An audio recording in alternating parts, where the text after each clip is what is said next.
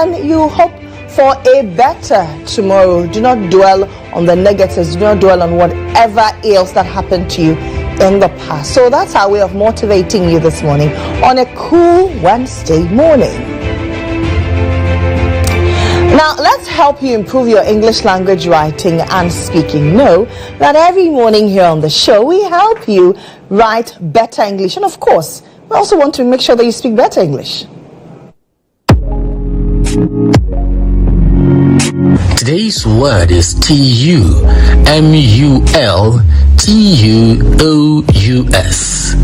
Tumultuous. Tumultuous is an adjective and it means very loud or full of confusion, change or uncertainty. Let's exemplify it. The president appeared to tumultuous applause and a standing ovation. Tumultuous.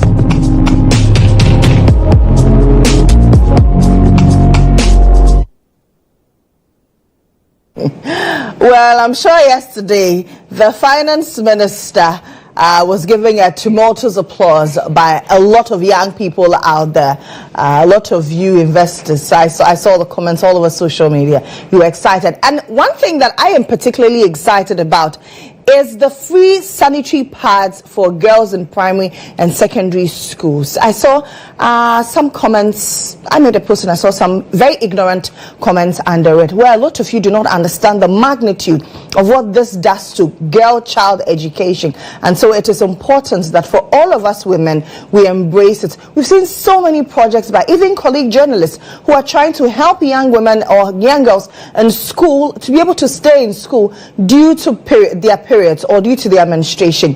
A lot of young girls miss study times. A lot of young girls miss schools because of menstruation.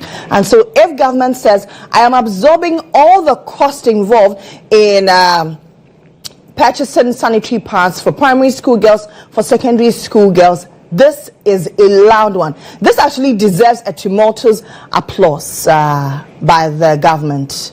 We say that ayiko to the finance minister for giving all of us young women, especially days after we're celebrating International Women's Day. So this was a gift for us for International Women's Day. And so we say thank you very much to the government. However, where lies the Burton tax? The NPP says, I did not implement the Burton tax. The NDC says, well, we are doing away with the Burton tax. But we'll get into all the nitty-gritties therein on these taxes that have been abolished by the finance minister and by extension, the government under John Dramani Mahama. But let me pump you up. It's a beautiful Wednesday morning. Wake up, go get your money.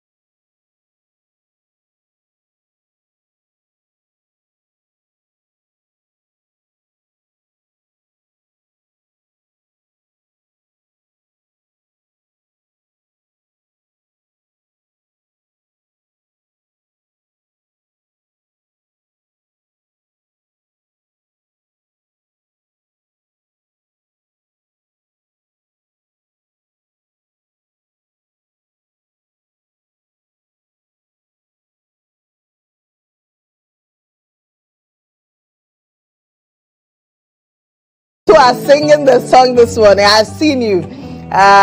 So this is a song to thank God for all the things that He has done for us. It's now time for Inside Out.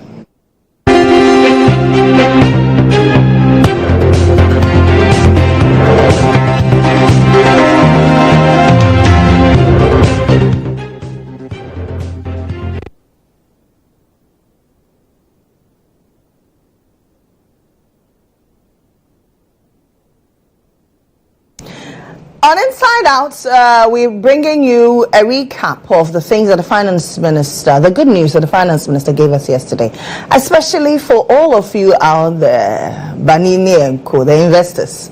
This is your good news. Mr. Speaker, we will abolish the 10% withholding tax on betting. We will abolish the electronic transfer levy, e-levy of 1%. We will abolish the emission levy, otherwise as we would say tax. We will abolish the VAT on motor vehicle insurance policies. Mr. Speaker, we will abolish the 1.5% withholding tax on unprocessed gold by small-scale miners.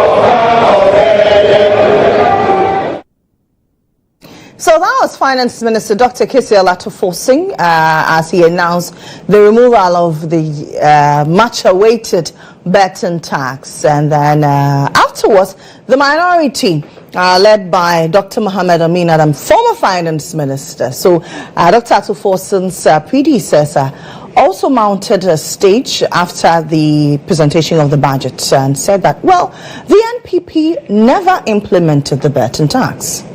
The minister announced that they are abolishing VAT on motor insurance.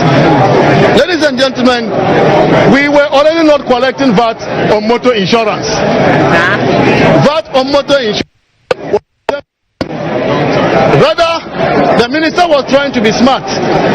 They have reintroduced VAT on non-life insurance, with the exception of the motor vehicle insurance. So all other insurance, given that the penetration of the insurance industry is just 1.1%, we are so shocked that the minister will reintroduce VAT on non-life insurance, except motor vehicle insurance. So let us not rejoice over the removal of these taxes, which we expected. What we did not expect was the reintroduction of VAT on insurance.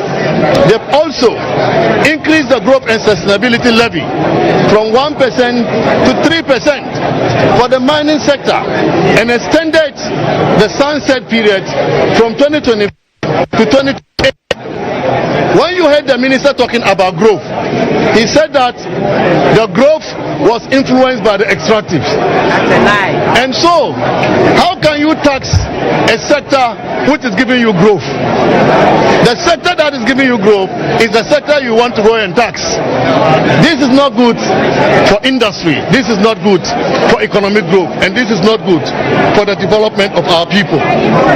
Ladies and gentlemen, betting tax that they said they have abolished. We never collected betting tax. We never implement the betting tax. So to come and tell Ghanaians that you have abolished something that was not implemented is to deceive the people of Ghana. Okay, so that was the minority led by Dr. Mohammed former finance minister. He says, we never collected betting tax.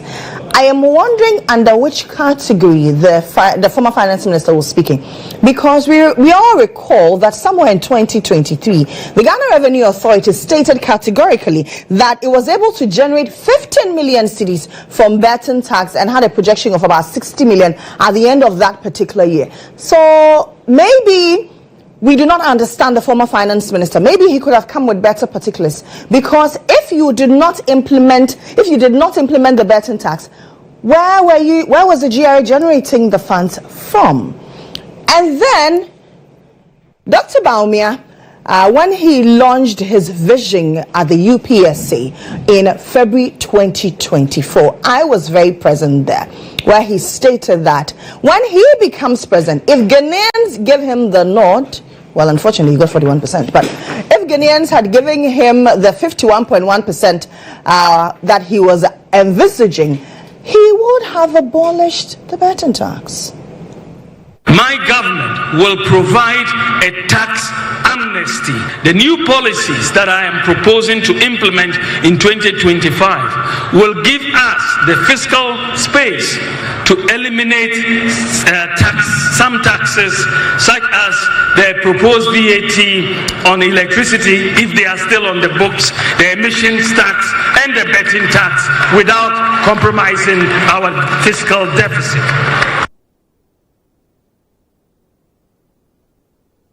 So where lies the confusion? Is the NPP confused? Because on one hand, the head of the economic management team under the SYL administration stated that, he even stated the emissions tax and the betting tax. But the NPP says we never implemented the betting tax. Well, let's find out from some investors and a cross-section of people on the streets of Accra how they felt about the budget statement presented by the finance minister. E-levy and the rest were being introduced. I supported it, but it got to a point that when taxes are being taken, I don't see the reasons why I'm being taxed. Here you could see the reasons for the taxes being taken. We can't feel it, we don't see it. Still the hardship is there. So to be frank, when the incoming then President GHOne said that he's going to abolish it, I was very happy. And today I'm a very happy person that it has been abolished. That's all. I'm a very happy person, especially the betting tax and then the emission tax. I think some of the taxes, I don't understand them, but we are asking the government that after taking those taxes, we still need development. We may still need things that we will need taxes to do. How are they going to get money, or how are they going to get funds to support their projects that they have promised, or even the Agenda 111 that they want to complete? Where are they going to get the money? It's good that it's been taken, of course. I mean, the whole of Ghana was talking about it. I mean, most of the youth who had been engaged in the betting, they were complaining that they hustle and get their own money, and then when they win and they want to take out their money from their mumbo, the government take it. And the most annoying part is they don't even know what the government used the money for. So I mean, they were agitated and they didn't like the idea. So I think it's a good thing that it has been taken out. And personally, with the e-levy, I do momo transaction a lot, and anytime I do see the deduction and the tax and all that. Although it slow down businesses whenever you receive momo and then you are about to transfer it to someone. That is e-levy I'm talking about. And bet tax, whenever you had a little win, maybe you've done your budget already, upon withdrawing the money, then some percentage has been taken off. So all this thing is something that gives us excitement after hearing it from them too. And that the financial minister can be not papa me betting, because betting it in a hammy. He said we didn't come out here Mugusumi checking. In this abandon we are about no way for the Yadanasi, because a campaign promise. On also soon just yet to Abani. In the way for the year if you go to Danasi. And then you live in this way for so crown Puna Sansukumi, because in the Miska 120 Guso be the Tom and Yama missing. Miko, if you say what to me 120, almost going to me. Masamisan this cancer to me. It is a present Abano Senina, how no be for Amena. Yadanasipa, Joma Kakana, so that chem na obaba bo na adwuma na o me ehu no no de aka asane taxes no o me ehu adwuma pochi asa taxes no no o de aka no e babo yen ane no me esu me etumi gina so se bibi be etumi aka but others all the taxes ba na ehu taxes etuetu na ehu faso bia wo so na je say o disappointing nti sa betting tax any you live na ba na efisu ya na sanga. The tax that Mama demolished is good for us, and I mean the youth want to. That is how we the youth are looking up to that our president will do that for us. So as today that he has done it for us, then it's good for us, and it's going to help our economy too as well. Yeah, it's nice because we are suffering already. When we see the economy is not good, and at the same time they go bring 11 and then betting tax. So once it's gone, it's good for us. We go free for ourselves more. It's good. He try for those people who then they do the bet, then they're happy. We are 11 too. Yeah, the Nyamia sister, what me levy any VAT nina. The improvement our chrono. So youth young boys will be abenya ejuma aye at least anopa ube juma ukofia ubenya kakra de ahye ho usudu fia odu betna so to oyire anyone ma petrol no so one share petrol no so na bibia amba for me. Obviously, people are excited about the removal of the e-levy and the Burton tax. But we also asked the public what they felt about the minority's response on the non-implementation of the Burton tax. Have a listen.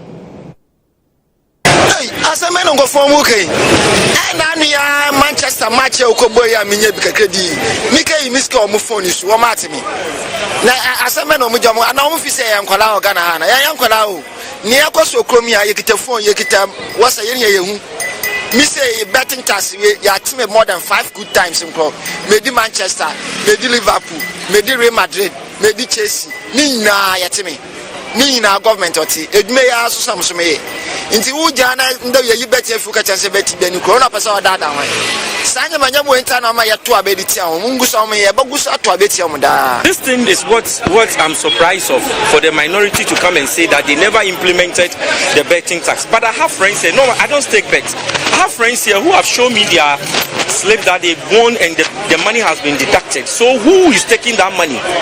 I think this government should find out, do a thorough investigation and find out and brought those people to book, because it's strange that the whole government then with a finance minister of such intelligence who come and tell us they never implement the betting tax, but yet people monies are being deducted when they won, and this is more criminal than what we are hearing from the even the ghost names. This is more dangerous and serious. The opposition, if they knew what they have said, I think they have to come back again. You sit down for somebody, an individual, to be deducting people's money without government knowing it. This country, it's very bad. It's very, very bad. MPP, if they don't take it, they will be in opposition for long, because the youth will be asking, those that their money has been taken will be asking, if you said you did not implement it, then who is taking the money? There are evidence that people taxes have been deducted. So who was then taking the money? Where? It's a lie, because they actually did. I have friends who were betting, and then whenever they win and they are taking their money, they do complain that their money has been taken. So it's a lie. I mean, they implemented it and it was working. They implemented it. Go and ask Miracle, this guy, and the MPP communicator. What is his name? Miracle Abwaji. Yes, he said that they implemented it. So who don't know? Even a child born yesterday know there is betting tax in Ghana. This one is unnecessary. Because it's there where they bring that taxes. So why he said that he never implement anything? He know everything. He can't say that. He can't say that at all. Well, investors are obviously happy. So those were comments by a cross-section of the public on whether or not betting tax was implemented under the SWL administration. That was quite an interesting one there. But we also encourage you that while you want to express your views, please be decorous. There are various allocations to various allocations made in this budget to various sectors and programs, like the big push, for instance, the Women's Development Bank, the free sanitation parts that I talked about, the National Apprenticeship Program, the National Coders Program. Then the support to tidal wave victims. That is very, very critical. I talked about it on Monday, that year in, year out, we keep experiencing this. We need to look at it holistically. So if there is a fund or there's an allocation to that effect, I think it is a step in the right direction. So those were excerpts of what happened in Parliament yesterday as the Finance Minister presented the budget, and then aftermath of the presentation of the budget statement by Dr. Kisiel Atofo-Singh. That's it for Inside Out.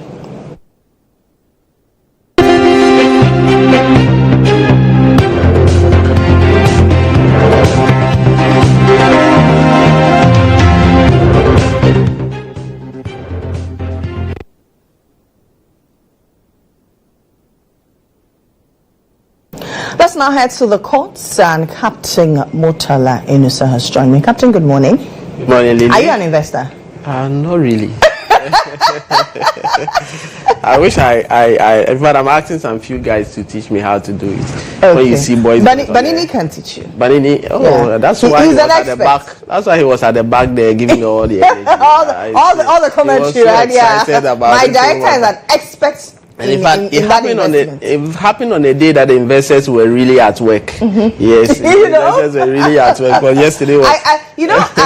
Yesterday during the delivery of the budget statement, during the moments the finance minister mentioned those taxes, I was telling myself, at this moment, I want to be at the various social media. I tell you, investors were really to see the reaction of these investors. So when I say investors were at work, yesterday was a Champions League day. Right. It was a Champions League night, and today continues. Oh, and Liverpool lost. Charlie. Kafra. Yesterday,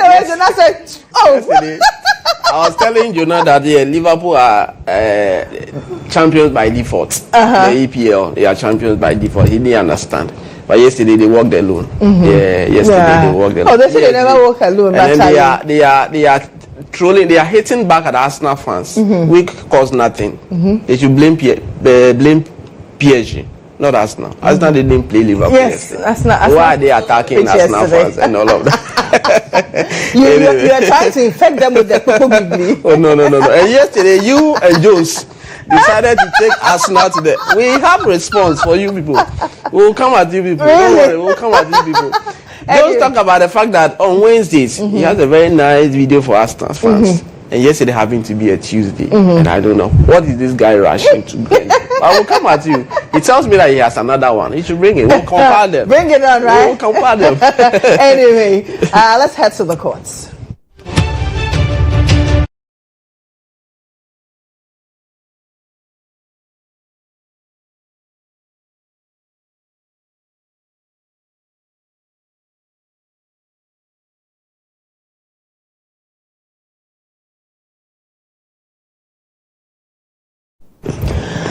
All right. Yes, Lily, we were in court, and we are in court. Yes, Madam Celia Dapaah. Yes, it's in the news. Yesterday, she mounted the witness box. She mounted the witness box at the third prosecution witness in the case in which 2 of her former maids and then 5 others are standing trial for charges variously, including stealing, money laundering, also dishonestly receiving. Yesterday, she mounted the witness board before Justice Marie Louise Simmons to testify. She gave her evidence in chief by way of a witness statement which she gave to the prosecution, came in court, identified her signature, and in fact, it was read in open court on her behalf, even though she was read, but it made somebody else read it on her behalf. But it contains some interesting breakdown. You note that at the beginning of this trial, it came out that the maids have stolen $1 million, some figures and all of that. Yesterday, Madam Celia Dapaah, the former sanitation minister, took time to give breakdown of all the items, monetary values placed on them, specific sums of money that were stolen from their home, she and the husband and all of that. If the director is ready, we can look at the artwork that gives the breakdown of what has happened. So this morning, in fact, when you quantify the physical sums and then the items that were stolen, you are looking at an amount in the region of $720,000. That falls short of. And now it will be interesting to know how much is Madam Celia Dapaah's own personal money in this whole matter. First of all, she made mention about the fact that some $210,000 was part of some $800,000 that one Henry Osei Comna brought for safekeeping. Who is that Henry? And that's the deceased brother that we're talking about, and all of that. So that particular money, deceased brother must have been very loaded. Absolutely. So that particular money, $800,000, 210 was taken out of that particular money after taking stock of that. Fast forward, an amount of $200,000 which belongs to one Dorcas Redua, a relative of the husband, and also a client of the husband, was also stolen. Then some 300,000 euros that belongs to the husband, Mr. Daniel Selkufo. So the two pictures that you see on the artwork is Madam Celia Dapaah and Mr. Daniel Selkufo, the husband. Then the other one is some 300,000 Ghana cedis, which happens to be a contribution that the family did in relation to funeral of their late mother and all of that. And guess what? Her personal money that was stolen in relation to all these figures that I have mentioned, 50,000 Ghana cedis. That was her personal money. And this was the thing that she indicated to the court. By way of jewelries and items that were stolen, that she realized that were taken. These were the items and the monetary value of all of them. So she talked about the fact that there were 11 sets of earrings and pendants. And that one cost $33,000. Quite expensive earrings and other stuff. $33,000. Well, then if they're gold, they are. Absolutely, I agree. And so 4 gold bagels, also $14,000. Then we are looking at 15 gold earring set, which is also set at $15,000. Then diamond set of earrings, pendant, and other stuff, also $9,500. Then another one's 12 chains, $24,000. So when you put all of them together, yes, it's giving you $95,000. And this one is within a 35-year period. Very long time indeed. And some of the things that were stolen are on your screen. The kente clothes, dresses, skirts, suits, blouses, handbags, lace, fabrics, perfumes, and other stuff. So all of them put together, Madam Celia Dapaah is saying that these were the sums that and the items that were stolen from their home. And let me give you the total breakdown of all the monies, including the jewelries that were stolen, all of that. So we talk about $210,000 plus $200,000. That's $410,000 plus the husband's money, which was stolen, 300,000 euros, additional 300,000 Ghana cedi, which belongs to. In fact, the family, as it were, mobilized in support of the family, the mother's funeral. Then her personal share of or personal money, 50,000 Ghana cedis and all of that, approximately $6,500. So if you put all, and then that is the price, and then the jewelries, of course, also amounted to $95,000. So if you put all of them together, let's get the total monetary value, including things that were stolen from Madam Celia Dapaah. How you realize that yes, if you put all these, the physical monies that were stolen and the jewelries, the item which cost $95,000, then you are getting the sum of $723,000. So this is the sum of money that Madam Celia Dapaah indicated to the court, has told the High Court in Accra that the maid, the 2 maids, and the 5 others allegedly. In fact, she identified some of the accused persons in court: Patient Butchie, Sarah J, Malik Dauda, and all of that. But there were 2 that she mentioned that she did not know them. That is Christina Echap and Job Pomari. And interestingly, she'll be back in court for consideration today. But one thing that also happened yesterday was to the effect that Patient Butchie, Sarah J, Benjamin Sowa, Malik Dauda, and Yaya Mohammed, there are 5 of them. Their lawyers have submitted a plea bargaining request.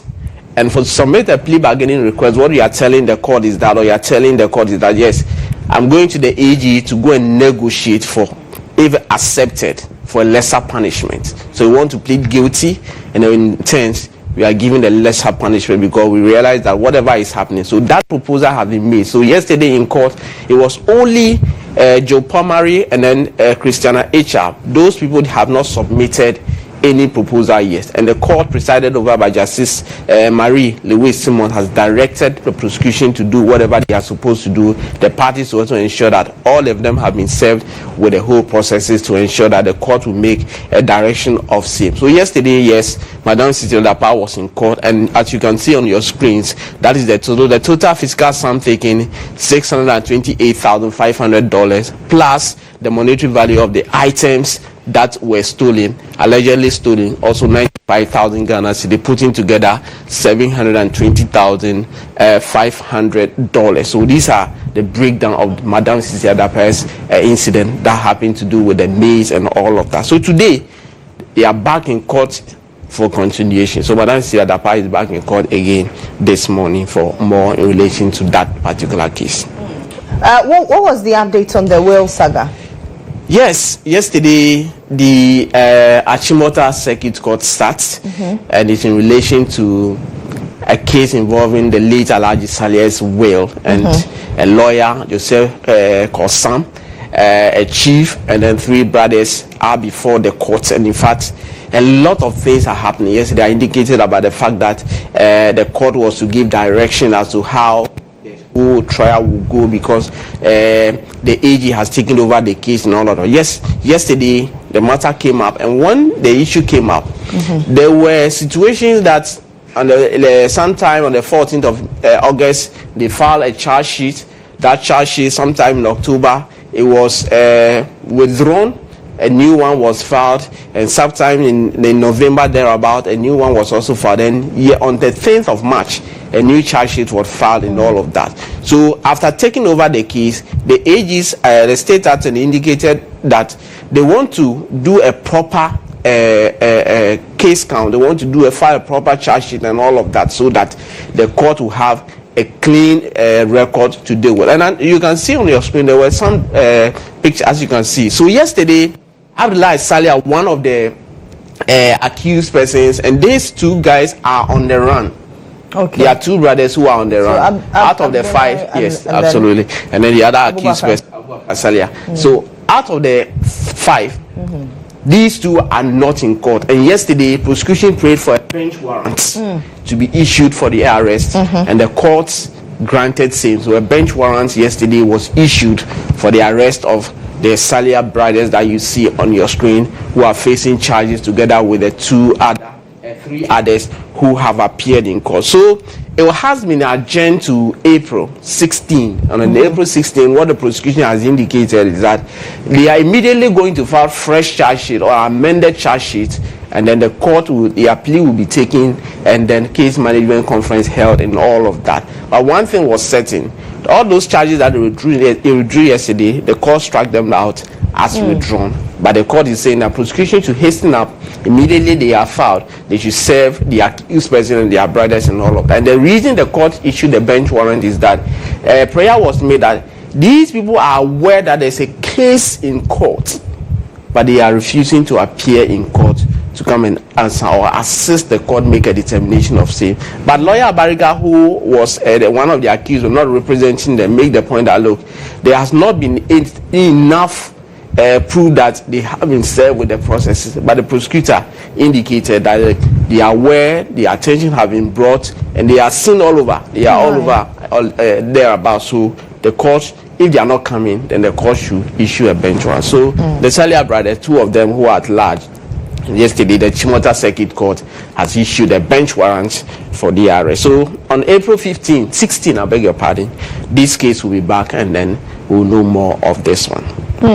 Let's look at some of the cases coming up in court today. Yes, we are going to the Supreme Court today. You note that on the 26th of February, there was this controversy about the Akwetia MP's case at the Supreme Court, where they report that the Supreme Court said that they will not grant him audience because he's failed to appear before the High Court in Koforidua to do the needful. And so they are wondering why, as the same rule of law you have turned down, failed to adhere to rule of law, and you have come to the Supreme Court to listen to you. And that day we made the point that the Supreme Court did not hear them, did not grant him audience. Yes. So today in court, two things are likely to happen. But the first that is certain is that he and his lawyers are coming to court to convince the Supreme Court why they should be granted audience, why all the things that are happening at the Koforidua High Court have happened, but he has not gone there to subject himself to law. So the Supreme Court wants him to come and convince them why they should grant him audience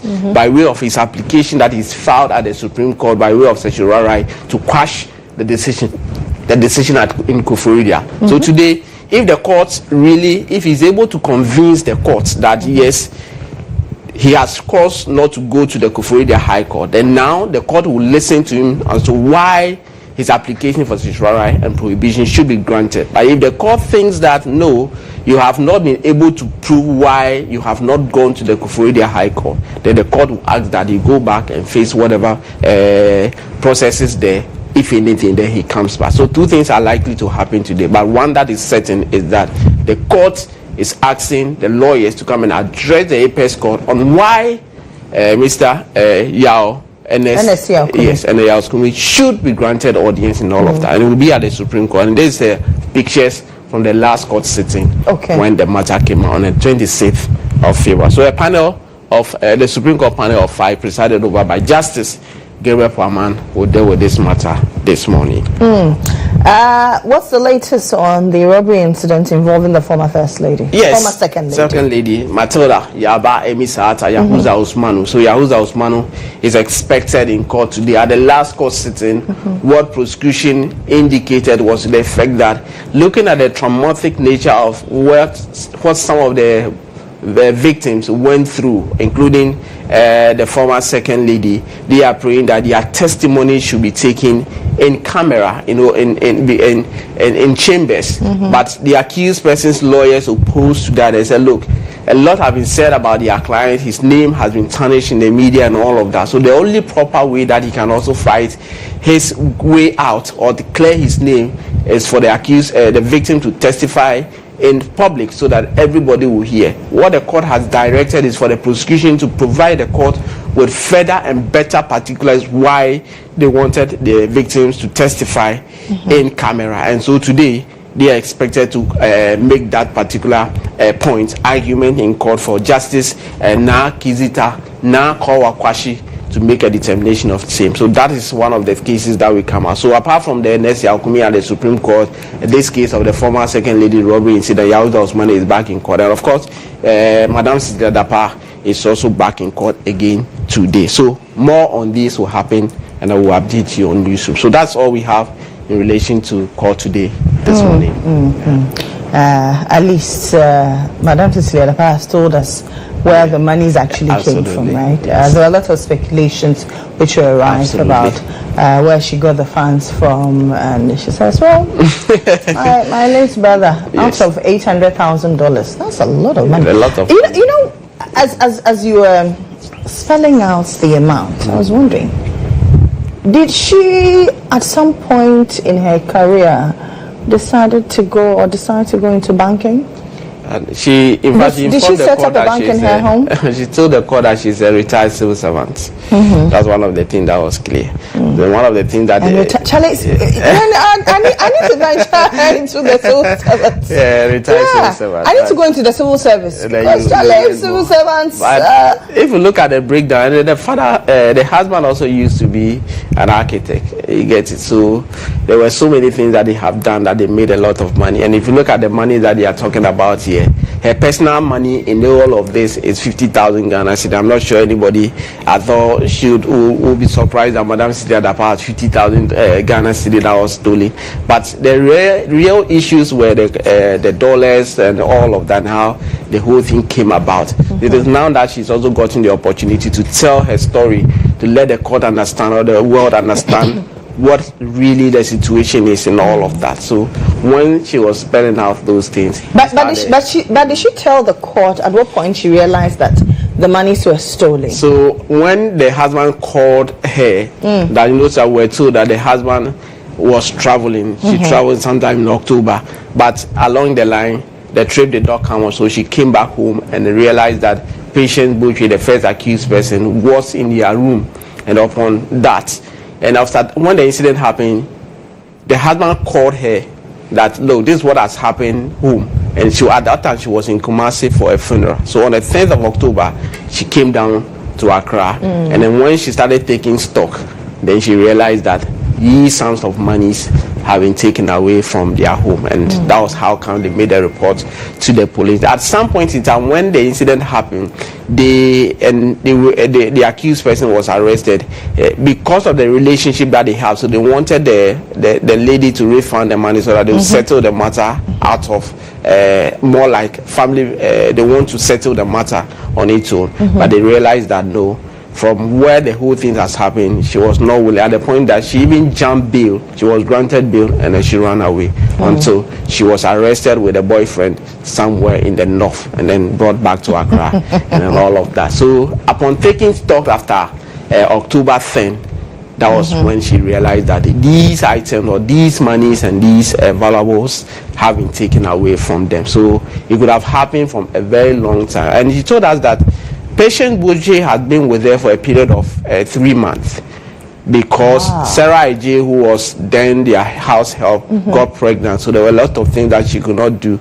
So it was Malik Dauda, whom they knew or they know around, who actually brought in Patient Butchie. And Patient Butchie has always been fighting with Malik.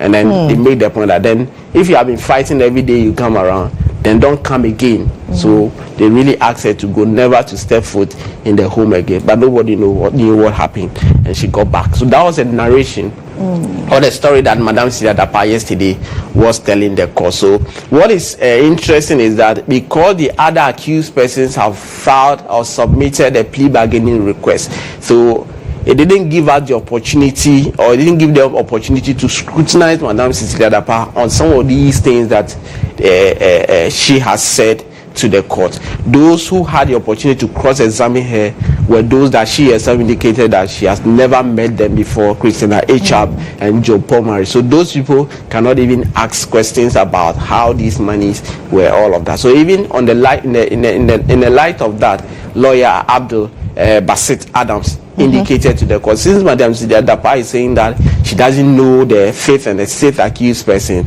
then they should be discharged, then let them go. But the court also asked the lawyer that, have you looked at the count that have been preferred against your client, dishonestly receiving, money laundering, stealing, conspiracy, and all of that? Don't you think there are areas that you need to? He said, look, I have looked at it, and I think that no. The woman is saying that she doesn't know them, so they have no business being in court. But if the other accused person had the opportunity to subject Madam Celia Dapaah to cross-examination, I'm sure that there will be more light thrown at how these monies came about and how these monies were taken and with the length of time. Remember that they said they have been doing these savings for the past 20 years in all of that. So quite interesting one there in all of that. But what we do know is that yesterday she broke her silence for the first time she was in court, and yesterday too we're informed that 5 out of the 7 have submitted a proposal to the Attorney General's office for consideration, and if accepted, it means that they are admitting the offense, and then they will in turn get lesser punishment in relation to that. And when there were some properties, buildings, cars, very interesting. But for now, it is alleged, because we were told somewhere along the line that by the lawyers of Patient Butchie that his deceased brother won a jackpot. And so that jackpot brought a lot of money. You know how people die, and all of a sudden we're attributing wealth to them. Yeah. So that is one of the arguments that Patient Butchie and her lawyers have put forth before the court, that they have all these money. Which country did he win the jackpot? In this country? Come again. And the jackpot was won in this country. Yes, the jackpot was won to the tune of $200,000. So that's one. Investors have to teach you how to do it, and all of that. So investors, please.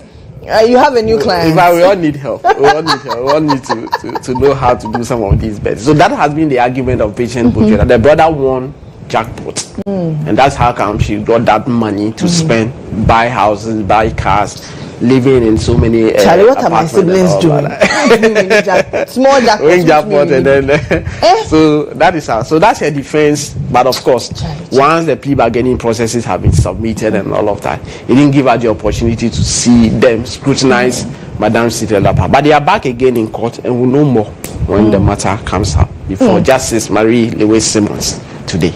Okay, thank you very much, Captain. That's it for court today. That's Captain Mutala Inusa telling us what transpired in court yesterday and what we are supposed to expect today as we head back to the courts. Madam Celia Dapaah is back again in court in the witness box to give more submissions on what transpired in her home arising from the robbery, not robbery, from the stealing incident that involved over $700,000. Charlie, people get money in this country. Anyway, we head into the sports chat shortly.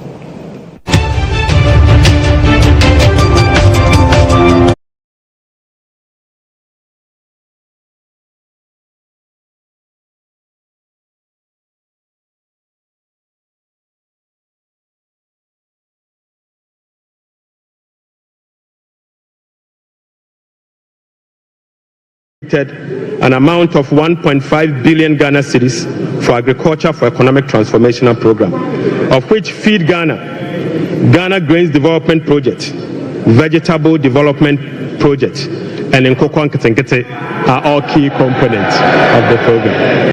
To address the energy sector challenges, including reducing the quantum of large energy sector shortfalls, the following energy sector recovery program interventions will be implemented this year.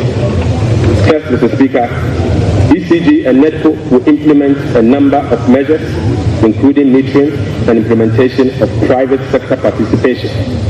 Mr. Speaker, we will also implement the liquid fuel to gas swap through an increase in N-gas supply from 60 mmSC per day to 100 mmSC to take advantage of cheaper gas prices and others. Mr. Speaker, we will complete the IPP capacity renegotiation to generate some savings through negotiated lower fixed capacity charges and variable O&M charges. Mr. Speaker, as agreed with the IMF by the previous administration, we will implement the following ESRP measures to achieve the structural benchmark of the IMF program. Mr. Speaker, PURC will continue to implement the quarterly tariff adjustment to reflect changes in inflation, exchange rates, and generation mix. Mr. Speaker, PURC will also undertake a major tariff adjustment which will be due in fourth quarter of 2025 to reflect capacity charges, additional liquid fuel usage, and additional CapEx. President John Dramani Mahama has resolved the funding challenges by uncapping the GET fund. Mr. Speaker, this makes available dedicated funding for full financing of free senior secondary school education and free tertiary education for persons with disability. Mr. Speaker, therefore, Capping and Realignment Act will be amended to uncap the Ghana Education Trust Fund. Mr. Speaker, this year, the budget for free senior secondary school education program is 3.5 billion Ghana cedis. I feel elated, and since last night I've been going, when I got a hint that it will be the betting tax will be removed, I went through my timeline. I placed my political career on the line last year in August, and I said, look, vote for President Mahama and he will remove the betting tax. A lot of young people doubted me, and I'm sure you have seen the thread. Those who insulted me, wild insults and all of that, today I am vindicated. And I made those promises because I know President Mahama. He's a man of his words, and that is why some of us could vouch for him. And today we are excited, we are elated, and we know that this economy will revamp, will be revamped with this budget. To all intents and purposes, looks like a very well flavored Sakawa budget. Sakawa budget is an Azam budget. Look, the minister came and he was compelled to make confession against his own will. The data cannot lie. The growth rates 2024, he was compelled to eat humble pie and mention that the economy grew by 5.7%. Driven by gold exports. He says, driven by gold exports. When we took over from them in 2017, the economy grew by 3.2%. You know they've introduced 4 new taxes in this budget. Yes, mining sector. 4. Meanwhile, we had agreed that what was going to happen is that they were going to cut the taxes and cut expenses. They have cut 5 taxes. They have introduced 4 taxes in replacement of those 5 that they have cut through the back door. And then in terms of the appropriation that they told us they were going to cut, last year we appropriated how much? 250 billion. This year they've appropriated 290 billion, or they've come for 290 billion. That's 290 billion sound like it's a reduction as compared to 250 billion. So the numbers are beginning to expose them. I know the significance of a pre-pad to a girl who is menstruating. Menstruation is natural, it's normal. A girl should be able to go about her duties normally when the girl is menstruating, but because of pads, girls are losing school days to the home. Now the girl child can go to school because of the free pad. That is not the only benefit. The second major benefit is that all these pads are going to be sourced in Ghana. It helps in the made in Ghana goods that we are talking about. This is an import substitution measure. So at the end of the day, all those producing parts in Ghana are going to get business. The money is going to stay in this economy.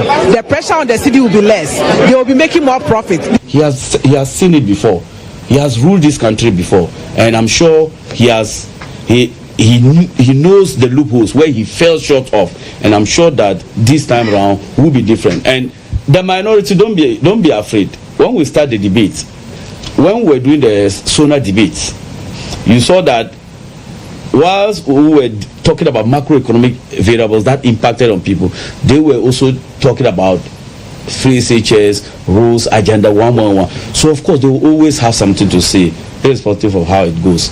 At long last, hope has come to Ghana. Why do I say so? One of the major challenges of the health sector is healthcare financing. And this budget has addressed the fears of many Ghanaians when it comes to the health sector. Because there's now money available to address critical health issues. Just by uncapping the NHIL, money will be released, and about 9.9 billion Ghana cedis will be made available through the National Health Insurance. So those were still excerpts of the aftermath of yesterday's budget presentation in Parliament. It's now time for Sports Chat.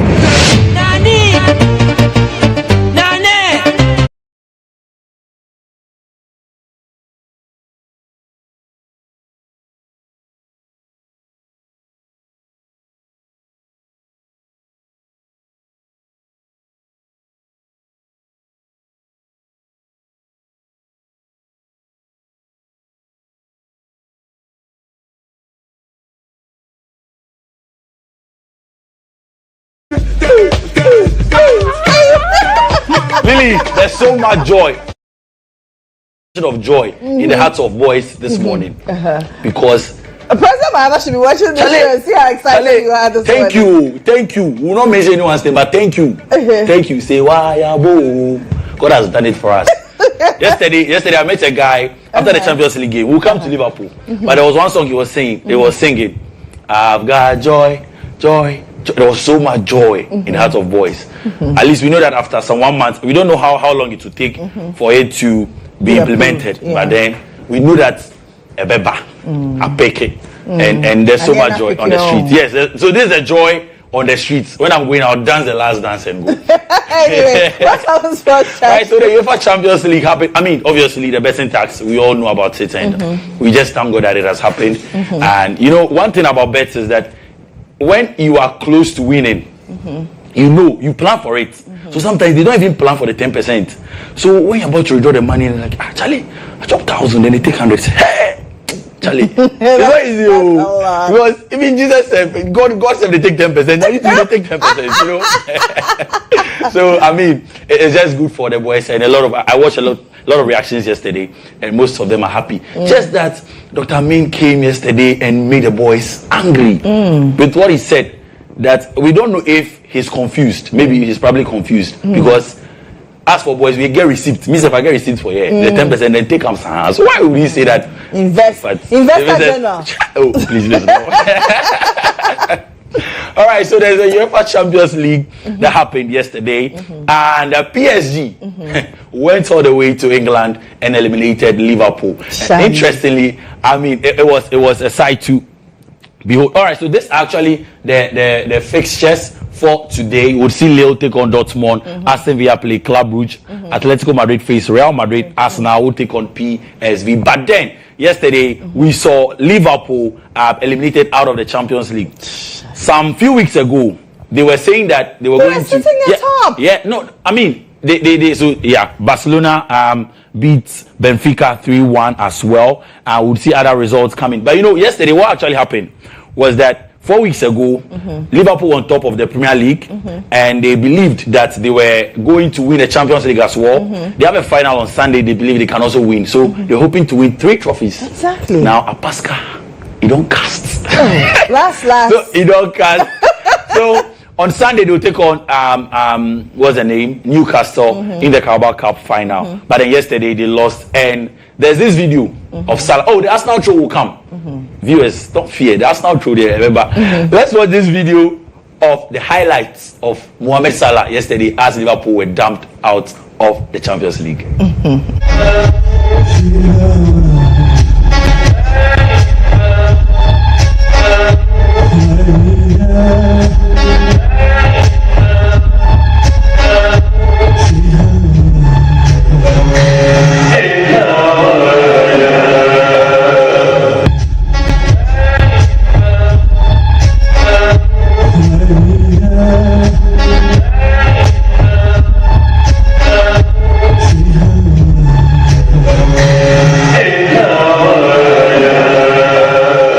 There you have Musala in his Egyptian element dancing.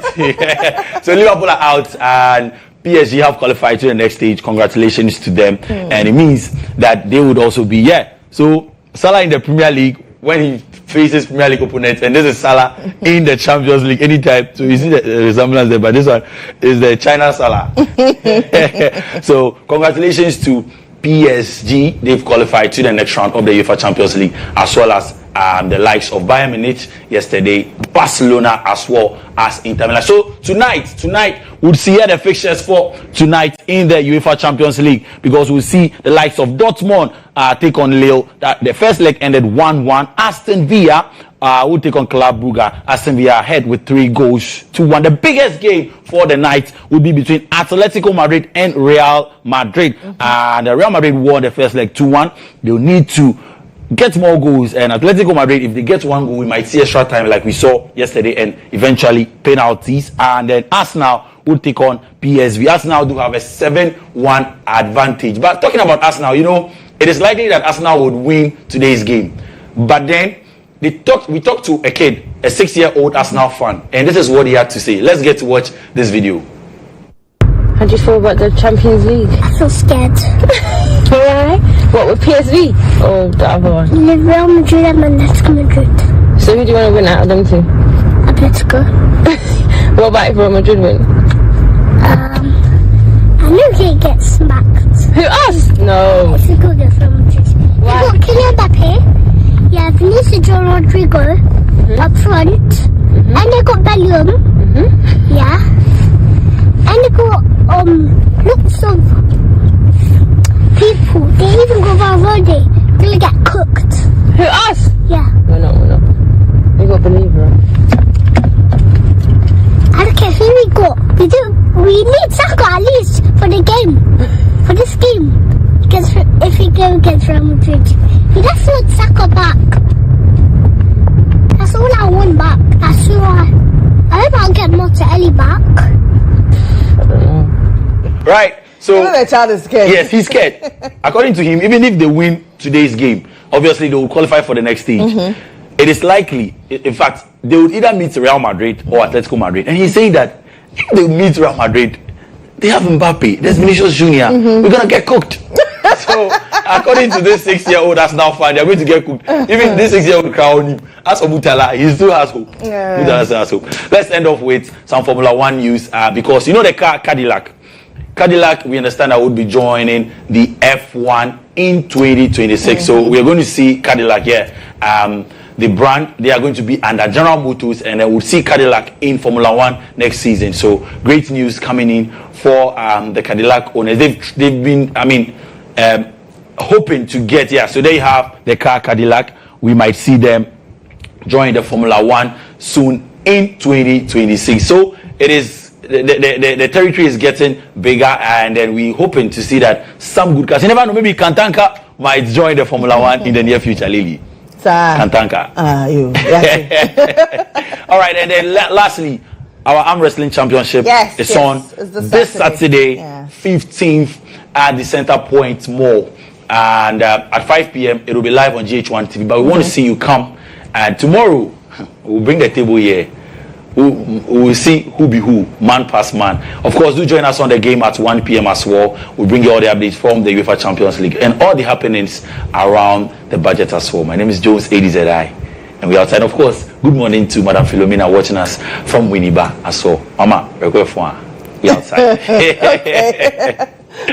So now he's going outside. Yes, now I'm outside. Anyway, so let's now look at what the newspapers are reporting now.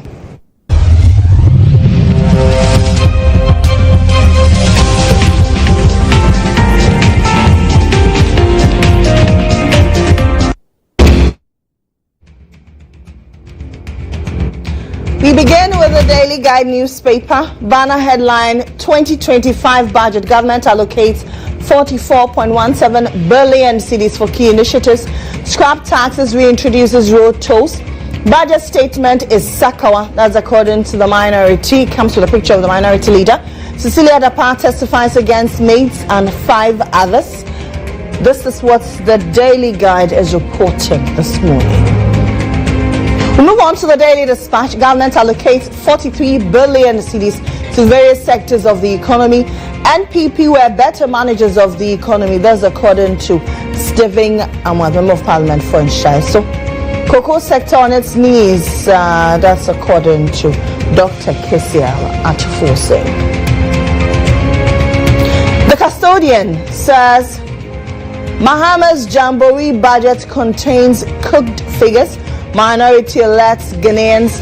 Ghana's GDP hits 5.7 under NPP. That's according to Dr. Gideon Boako. NDC introduces 3 new taxes, scraps 3 in 2025 budget.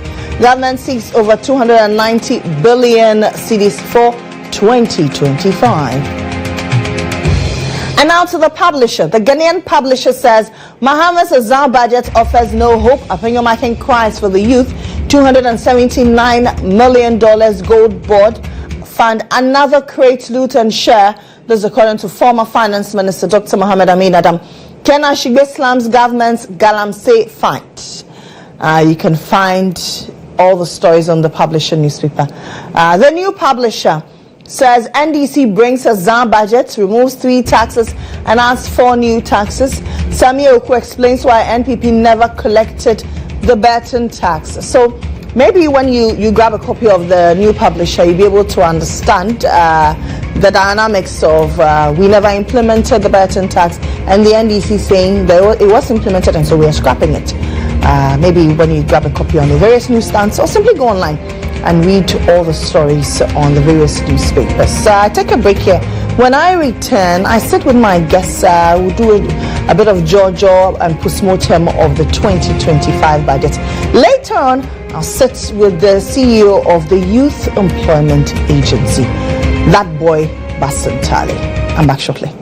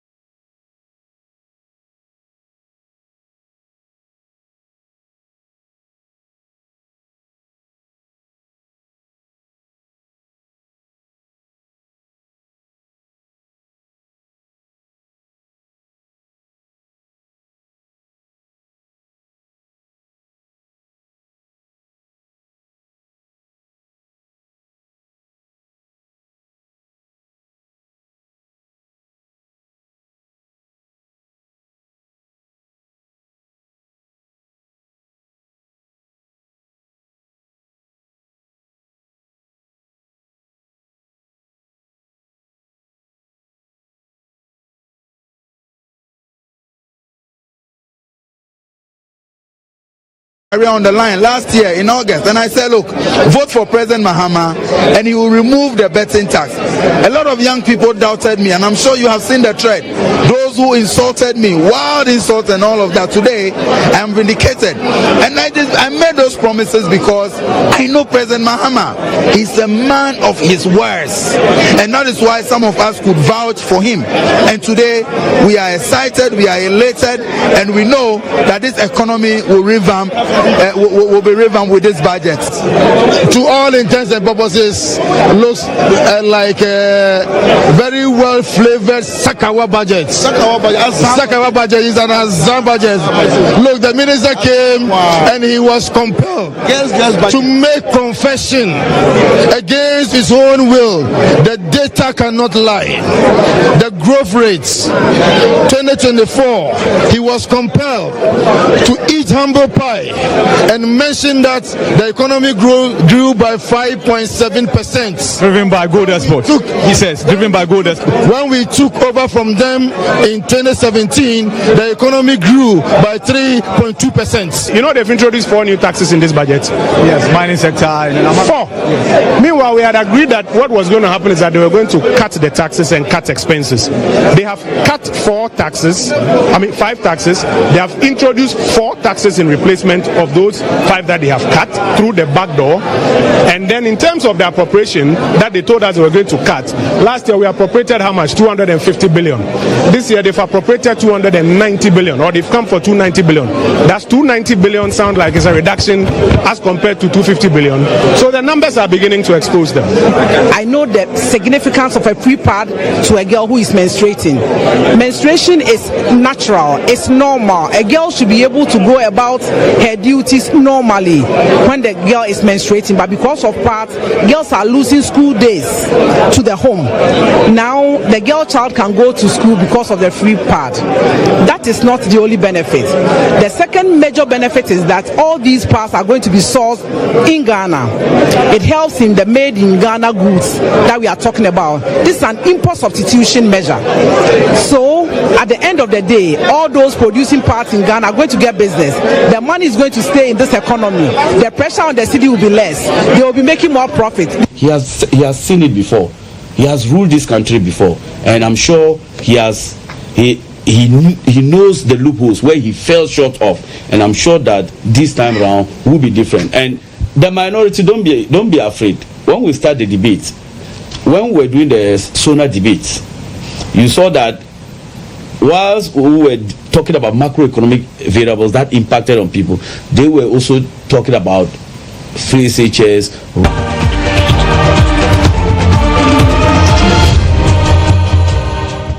Well, those were aftermaths of or reactions from the 2025 budget as presented by Finance Minister Dr. Celia Dapaah. As our time for the breakfast review, and my guest this morning is Member of Parliament for the Garu Constituency in the Upper East Region, Dr. Thomas Anaba.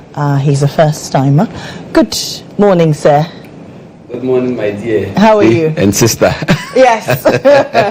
So it's a family affair. Sure, it's a family affair in the media as well, right? So thank you for having me. And then I want to say good morning to the good people of Garu for at least this is the first time I'm here for electing me Member of Parliament to represent them in Parliament. And then so as well as Ghanaians, I hope to do my best to serve them. And also the opportunity to be here to discuss the issues that are currently happening in Ghana and the news of Ghana.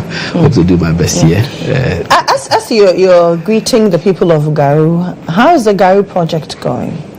Oh, Garu is okay. The Garu Yiga project is that was our campaign slogan that we try to develop a proposal, a blueprint to develop Garu by making sure government works hand in hand with us to develop the agri sector in Garu, which is the main source of employment for the teeming youth in Garu and even the elderly, because few people are educated to a higher level. What they do most is to till the land and get the crops grow and from there harvest and live their lives. So we are working with government and to make sure that the Tamne irrigation project particularly is completed. It's not only going to benefit the good people of Garu, it will benefit the people of Timpani, it will benefit the people of Boku, it will benefit the people of Binduri. In that way, at least we've used just a single dump. It's not the one village, one dam concept. This is a dump by John Dramani Mahama that is going to feed 4 constituencies or 4 districts, at least for a very large irrigation project that can bring about the import substitution that the government is trying to bring about. So that is what we are all praying it should come. And the good news is that we've seen a very good budget for agri, emphasis on vegetable production and then the rest. So we think that definitely Garu will be brought on board, and the good people of Garu would get some of the youth and then engage in that. The other one is the road network in Garu, which has a serious challenge. I think it runs to your constituency. Yeah, that has a very serious problem. And when His Excellency came to Garu for his campaign, he promised to get the Eastern Corridor worked on. That will shorten the distance and time from Garu to Accra, through northern region, through northeast northern region, through Volta into Accra. And we pray that at least resources are gotten so that that project will also come on board. The other issue is about our senior high school that all of us are looking at. That is also in our blueprint. Want to make sure they add a technical aspect to it, so that the students all don't become book long. At least some of them should do the technical job. In the developed country, is the technical people, the technicians, the those people. They are those doing the minor jobs that are very, very essential for the economic development and in the country. So we hope that they will be able to do that with time. It's not something that we can just do at once, but we have hope on that. Have you hung your stethoscope? I've not hung my stethoscope. As a parliamentarian, my main duty is to be in parliament, execute that function, but I also have the possibility of practicing when I go home on holidays, if I have the chance. I also consult. I also belong to certain boards that I help give advice. I'm still a medical professional who has worked for almost 25 years. I lecturer since 2009, and I have some knowledge to impact in Parliament, and also when I go home, I can still work. People still call me. I do telephone consultation, though I don't take a fee. I do telephone consultation to help people manage certain cases. Yes, I can do medicine. A lot of people talk about the monetary aspect of politics. Yes. Did you have to clear your account, your savings, for this quest? In fact, it wasn't easy. It wasn't easy because as you are campaigning, you need to move, and as you are moving, you need to buy fuel. You need to go. You go to a leader's place. You can't go to elder's place without some small cooler. You know, all those traditions are there. The campaign team following you. You have to resource them, and then the rest. Really, it was daunting. So daunting that my competitor was not an easy person. You know, the former ECOWAS executive secretary's wife. That was a very weighty woman with full backing from the former president and their party, having all the resources at their disposal. I had to do a lot of moves. But thanks to God, many benevolent people also came to my support. Many good, caring people who love myself and Garu and understood my blueprint for Garu came to my support, and that helped me at least surmount the financial challenges during the campaign. Let's come back to yesterday's budget presentation. The minority terms it the Sakawa budget. Right. Sakawa.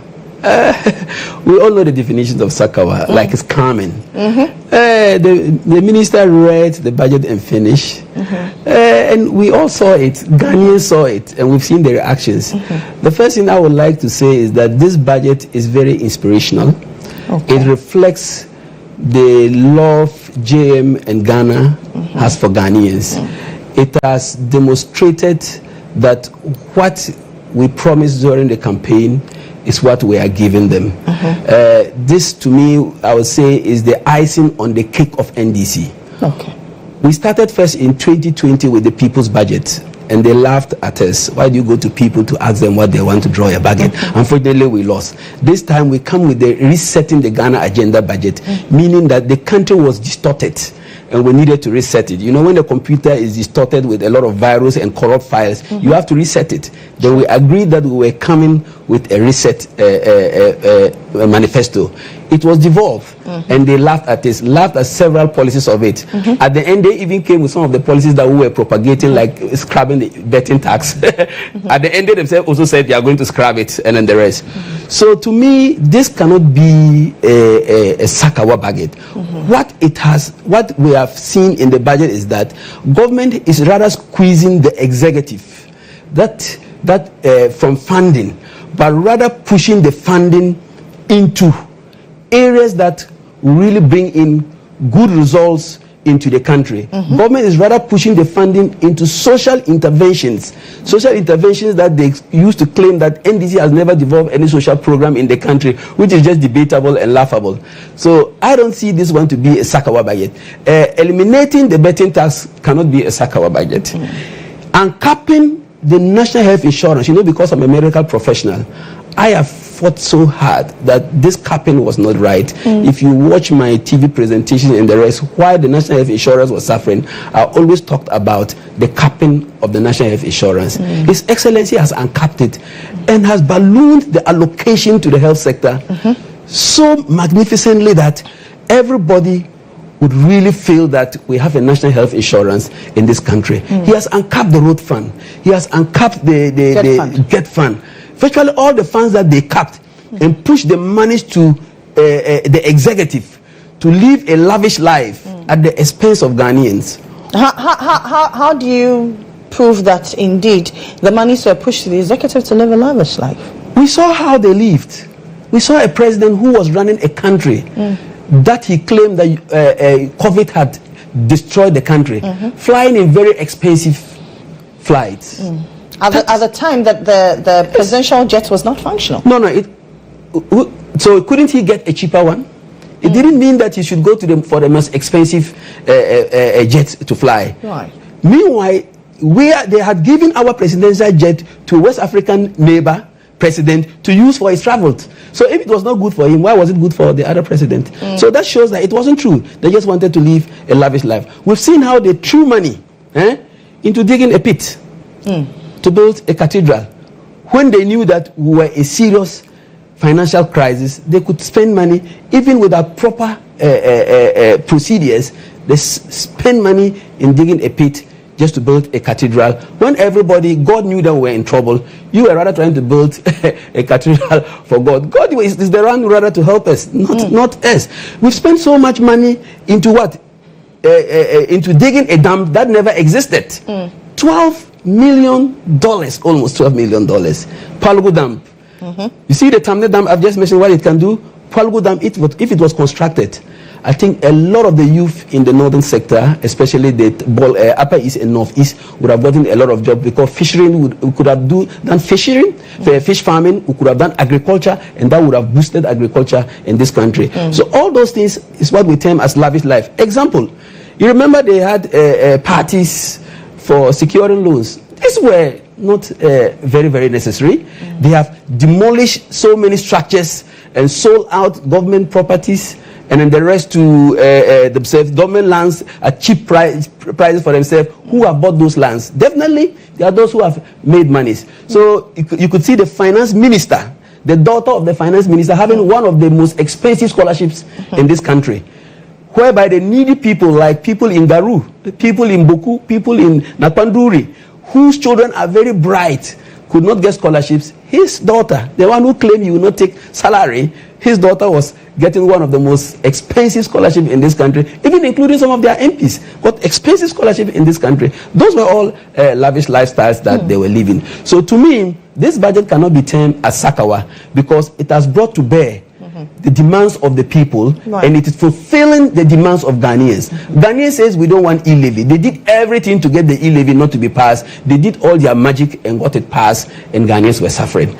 So to me, this is one of the best budgets we can ever. It can never be called the Sakawa budget. Today, this is the icing of the NDC manifesto, right from the implementation of the manifesto to the execution to the bringing together experts to give us ideas in developing this budget, like the economic forum that we had that brought in good ideas to add to this. These are things that we have to be looking for. Look at Cocoa Board. All the states agencies, SOEs, are all running into red. They are all running into red. Why? Because they were spending the money so carelessly. What is the benefit of it? If you have a private company, will you spend huge sums of money and go into debt in the manner that they run some of these SOEs? No, you won't do that. But they have justification for all that, meaning that there was misappropriation of public funds into these SOEs. And one thing I'm sure that will happen is that these SOEs will revive, because His Excellency GHOne Dramani, I'm certain that in the next 4 years you'll be able to turn things around in the various SOEs. For sure, for what I've seen today, definitely, and the stand that His Excellency GHOne Dramani Mama is taking against corruption, starting with oral. Anybody given a position would live a very simple life. Many say this is a 9-day wonder. I mean, it's early days yet. What didn't we see under the SWAL government when they came into power? You see, they say if somebody wants to promise to give you an egg, you look whether he has a hen in his house. Right. Mama has promised that he's going to deal with corruption. You saw in his previous government, his own party member, he took him to court and he was jailed at the end. That shows that he's going to live by it. He came in and promised that he's going to deal with corruption in this country. Before he even took the oath of office on the 7th of January this year, he set up oral to collect views of Ghanaians, because corruption is said to be one of the main challenges of Ghana's economic growth. A lot of money is stolen from government or misappropriated, and that is what is keeping our economy stagnant. And he has set up oral, and they have collected views of people on what they allege to be corruption, and he has handed the cases, suspected cases, to the Attorney General to deal with it. It's been weeks now since the cases or the files were handed over to the Attorney General. How soon should we expect any action on prosecution? You see, to take somebody to court and lose because you've accused him of corruption, they will call it a witch hunt. So if you get these cases that people have reported to you, you have to take time. Okay. It doesn't matter if it takes a year. But when you step into the court, those that you step into the court with should have concrete evidence, irrevocable evidence, to indicate that this person really mismanaged the resources of the country, and the power that was given to him, he abused it. Then find him guilty. And deter, what is more interesting, it will deter others from doing it. And what I am happy about it is that it will let current appointees understand that once the opponents are being chased and jailed, if you also step into the same place, the next government, I know it will take years for them to come back, but they will still come and they will like to pay. The next government would also deal with you. But I'm for sure telling Ghanaians that GHOne is standing by it. They'll investigate these issues meticulously, get the needed evidence, and put them before a court of competent jurisdiction. And in that way, the case will be handled adequately. Unlike cases that they have handled over 8 years, flip-flopping, they'll go and come back, try to change charges, and then the rest. There's no need changing charges if you think you have a case. In this case, let's build good dossiers. Those that are allegations which are found not to be correct, I'm sure the Attorney General would not like to pursue people for political reasons.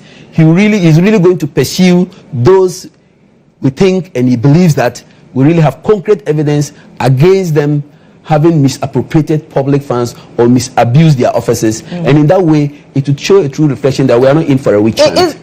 Okay, since you just mentioned the word witch hunt, is it just appointees of the SWAL Akufo-Addo government, or it backdates to even appointees of the Mahama government? One. My dear, when he set up oral, when GHOne set up oral, he said Ghanaians should report any allegation of corruption, abuse of office to oral. He didn't say they should report from Akufo-Addo's government. So if you have any case in Atamil's era, John Ajekun Kufuor's time, and you had interest in bringing it to public light, and you wanted GHOne to oral team to deal with it, you could have gone. I don't know exactly whether the cases that have been reported to them are solely under cases that occurred under Akufo-Addo's regime. No. No one has evidence of that. So I wouldn't say that it is only those under Akufo-Addo. It is that anybody who has any information about any corrupt activity in this country, send it to the oral team, and they would then classify them very well, arrange them very well, do their background check, and see whether there's a prima facie for it to be sent to the Attorney General for proper investigations and prosecution. So I wouldn't stand here to say it is only under Akufo-Addo. Neither will I say JM's era appointees are not included. No, I'm not aware of that. Now let's talk about the health sector, especially because you're a medical doctor. Over the years you've practiced. What new thing is the John Mahama administration going to do to augment the infrastructure bit of the health sector, and by extension better the lot of the Ghanaian health sector? You saw in our manifesto, one important thing that we said was to uncap the National Health Insurance Authority's levy. And we've done it. And you've seen how much money he has pumped into it. What is new into it is the Mahama Care. That is going to assist and help people with some particular chronic ailments in cancers, renal issues. Remember, the previous government promised to do free dialysis, which they never did. There's not a single CD paid to any hospital for free dialysis. You see how patients under dialysis were suffering to get money for dialysis. You saw how cancer patients and tuberculosis patients were suffering to even get free medications that were given to us they couldn't clear. Mama has made allocations of funds for that. We also have what we call the free primary health care. The free primary health care policy is going to be implemented in this way, simple for Ghanaians to understand. There wouldn't be a need for you to go in with a national health insurance card to access it. For every Ghanaian? Primary health care. So that means that from the chief's compound up to the health posts, the system will be done in a way that it is free. Now, when you are moving from there to the district hospitals and the rest, that is where you need health insurance. The reason is that if you are able to manage your free primary health care well, you are able to go closer to universal health coverage, because the basic diseases that causes a surge in the cost of running the health sector is at the primary health care level. If you are able to do what we call screening for people for diseases, you are able to provide early treatment for some of the diseases. They don't complicate to get worse, to require tertiary care, to require secondary care. So in that way, we try to invest in where we can block the disease from getting worse. So that people don't get worse to want to go to hospital for admission. If you can be treated very quickly, free for a simple malaria, and you don't get a complicated malaria and go to a district hospital, you'll be relieving the district hospital of funding of even bed space for them to work. You'll be reducing the load of work onto even the few specialists that we have there. So this is what is going to help. The other thing is that since you mentioned the CHIPS compound, are we then going to resource them? Because very often you go around, we have reporters dotted around the country. You go around and these CHIPS compounds are in very sorry state. They are in very sorry state because the person who inherited the developers of the chip compound did not comply with what they were supposed to do. They were starved of funding. They were starved of funding. So how are they going to work? They need to get the medications from the district medical stores. Medicines were not going to the district medical stores. So where are they going to get all those things? So it is because of funding issues that the health sector was not running well. Thanks to God, we have realized that we have to change the narrative by investing, by allowing funding, that levies that we have collected on behalf of the health sector, go to the health sector and not take part of it and put it into give it to the executives to do whatever they want with it. And that is going to make sure that resources, medications that are needed at the basic levels, the chief compound level, the health post levels, are all provided. Since we are going to treat them very free, rapid diagnostic tests that are needed there to diagnose people very quickly of anemia, of malaria, of typhoid, of the basic diseases, are provided for them to do the diagnosis quickly and treat them quickly. So the issue was the funding issue. They were not giving them the needed funding. You go to the district medical stores and there are no commodities. You go to regional medical, 2020, they said the same thing. But at the end, how many hospital infrastructure have they built? The only completed health infrastructure that they have built was as a result of COVID voluntary contributions from Ghanaians and corporate bodies. That's the Infectious Disease Center. There is no single hospital that has been built and completed by NPP. It is not there.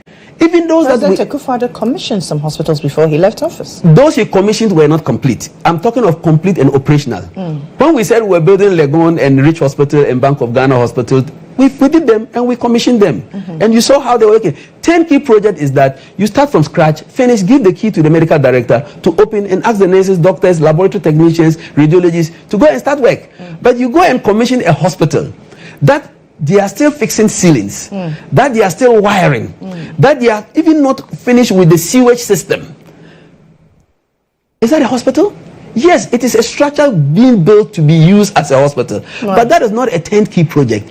So they just did it for campaign photoshopping. You understand? They wanted to project themselves of doing something after promising 111 hospitals in 18 months. Remember when they promised 111 hospitals in 18 months. I came and told them they were not going to be able to do it because to build a 100-bed hospital, it's not going to be possible, let alone building 111 of them. But besides that, if they are done... Even the president came out at the time to admit that it was overly ambitious. Overly ambitious. But not only that, where is the human resource that we are going to put there to work? I know we don't have the human resource? What I know about the HR issues in Ghana in terms of health is that what we should have done is that sit down with the Medical and Dental Council, with the Ghana College, with the training institutions to see how we can speed up the number of people we train in the country, how we can increase the numbers so that by the time we allocate some of the money for the buildings to rather train the people geared towards when those buildings are going to be commissioned, so that once they are commissioned, let's give it 3-4 years, we are going to commission them in stages, then we'll have enough doctors coming out to populate them and provide the needed service. But to just build so many hospitals without planning for the human resource that will manage essential workers, it means that we are just building, excuse me to use this word, a white elephant. It will be standing there and no one is going to benefit from it. And we might have invested the money into it already. Thankfully and unfortunately, they have not been able to complete it. GHOne has promised to complete those they have started in the process that he's going to roll out. He's asked the minister to roll out a program, get the funding sources, and then the rest, how he can get people to help, how he can get the funding proposals for them to complete it. Let's complete those that they have started. Let's try to retool the hospitals, current hospitals, because Ghanaian hospitals, the last time they were retooled was in 2014. Under this same John Dramani Mahama, 2014. And up till today, no hospital has been retooled. They have rather spent monies in zipline and other things that no retooling has been done. So equipment in hospitals... Are you then saying the ziplines were unnecessary? Oh, definitely. You know, I came out ferociously against it because even the laboratory technicians, technologists supported my move. Doctors also supported my move because no one was consulted. And it was even zipline was even supposed to be free. When GHOne was in power, they were coming to do it free for us. But they came in and introduced government funding into it. So it means that they were doing things to please themselves. So I was on a certain topic, then you veered me off. So I was talking about the training, the laboratory technicians, they all supported me so that we went against the zipline. Zipline was not really going to help us. Retooling of hospitals are necessary. You go to hospital and you need a good fake, you need a good ultrasound, you need a good monitor at the emergencies. You don't find them. You say you have an ICU and you enter there, and what is there for the specialist to work with and nothing to write home about. You want to do a particular test and they say go out to a private place and do it. Turnaround time is slow. The time you take a taxi and go there and come, the patient is wasting money. Let's ensure that our hospitals are well resourced. I'm not saying private hospitals and private laboratories should not be there. They can still be there, but let's have the basic things for our clients in our hospital, because the very technologists who run some of these private laboratories and centers are the same people virtually, and we have that track record. And I'm sure with GHOne back to the Flagstaff House, we're going to be able to do more from the examples we are seeing from the budget. Early this year, we saw some images of some Aboboya ambulances. Were they commissioned by the president? Were this sanctioned by the government? We say Aboboya? The tricycle ambulances in the various rural areas. They were commissioned by the government. Simply because the ambulances they brought, some of us raised issues when they were procuring them. Okay. That if you buy it for Accra, Kumasi, Cape Coast, towns that have very good roads, those ambulances to me are perfect. Okay. But if you go and buy another type that we call the Land Cruiser Toyota ones, if you watch even the UN ambulances, if you watch the North African countries, those are the ambulances they use. They resist any weather. They resist any road. If you go and buy a Polish ambulance, very beautiful, to go and run in Timpani, you know there's no tar road there. Or to go to somebody's house and pick him from the house to the hospital, they'll say bring him to the hospital, then we will now take him from the Garu hospital or the Timpani health post to Bolga. It means that you have to get a means that can reach the community where the patient is lying to pick him. Otherwise, they'll put him on the person on a motorbike, which is not good. So they introduced the Aboboya. This was not an ambulance. It was labeled ambulance. So in essence, those tricycles are not ambulances. No, actually they are not ambulances. They are just a means to cart the person from his home to the place we have the ambulance, for the ambulance to convey the person to wherever it is.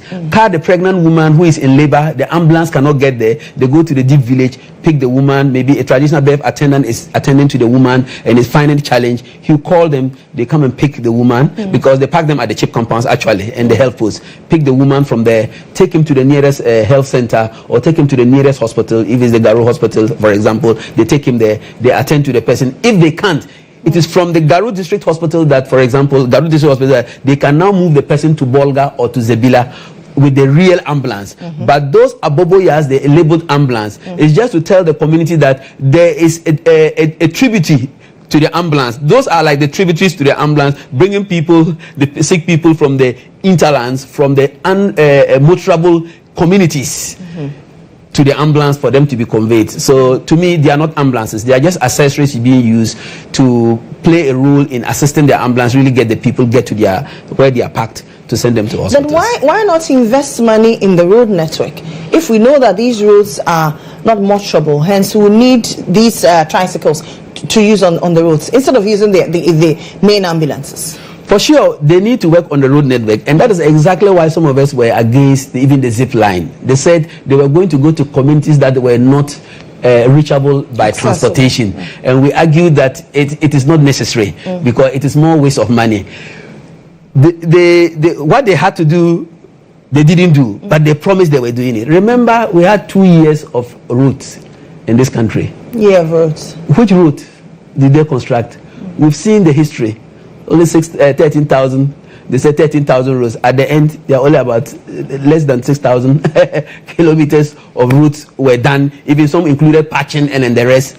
No road was constructed. Yes, it is good to construct the roads, but once the road was not there, I think they brought that one as a stopgap to ensure that is done.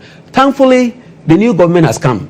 We have not in the budget, you've not seen it there, that NDC is implementing a year of roads. But you can see the amount of money that has been dedicated for road maintenance alone. It's a lot of money. Meaning that we are going to improve upon the road network so that at least those that are existing are truly motorable. And those that need to be constructed and those that need to be uplifted and given asphalt or tar and the rest would also be given a facelift to make movement in our community very easy. In any case, no one can tar all the roads in Ghana where ambulance need to access. In any case, we can't do that. Even in the developed country, you get to certain community in the village, the road is a rough road going to the houses. For sure, what we need to do is to combine the two. Have good road networks where it is possible now, and procure ambulances that are fit for the weather, fit for the roads of those areas, so that they go there and pick the patients to wherever they are going. Whether it's a rough road, it can move. Whether it's a tarred road, they can move. These are some of the things that some of us think that we should be doing to make sure that the people also feel that they are benefiting from the resources of the country and health service is properly delivered. Yeah. Let's talk about the payments of the trainee nurses. Yes. For a government that prior to 2016 said they did not believe in payment allowances. Yes. Taking a U-turn to saying we're allocating funds to pay trainee allowances. Yes. Were your hands forced? I don't think our hands were forced. All these things are the part of social interventions. Most students, if you check, have serious family problems. And if you are doing a career that we think that we need more people to meet the Agenda 111, if you don't stimulate them, people will not go into it. So you stimulate them and they go into it. We know many of them are writing exams to leave the country because they are not getting jobs because the hospitals are not there. So we need to stimulate others. Whilst we are completing these particular hospitals, we are able to get them, get the people trained to come and fill those hospitals. So I don't think that paying nursing training allowances is much of a thing that we should cry about. We have had social interventions like the LEAP and then the rest that were increasing the funding sources, and then the rest, the training teachers, we have increases. What JM at the beginning was not happy, or NDC was not happy, is that we didn't have enough, they were now categorized as tertiary institutions, especially the training colleges. That's why he said that go and take the student loan. But they have promised to bring up a new model of the loan that can be enhanced so that students are able to get all those things. But for now, we're in the first year, let's continue with what is there. And then perhaps in future, we'll roll out the policies in a way that we can win it off. I think everything can be modified depending on the needs. Would you then admit that at the time, the taking away of the allowances was a harsh decision and you paid dearly for it? It was not a harsh decision. It was a prudent decision at that time. The reason is that we needed to build facilities for them to come out and get where to work. JM embarked on building several hospitals. JM embarked on building several training colleges so that when they come out, they get place to work. You see the consequences today. We have them out and they have no jobs. So what have we gained? So do we want to eat the egg today, or we want to have a chicken tomorrow? That was the reason why he said that. But looking at his budget, you can see that allocations have been done for everything that he wants to do.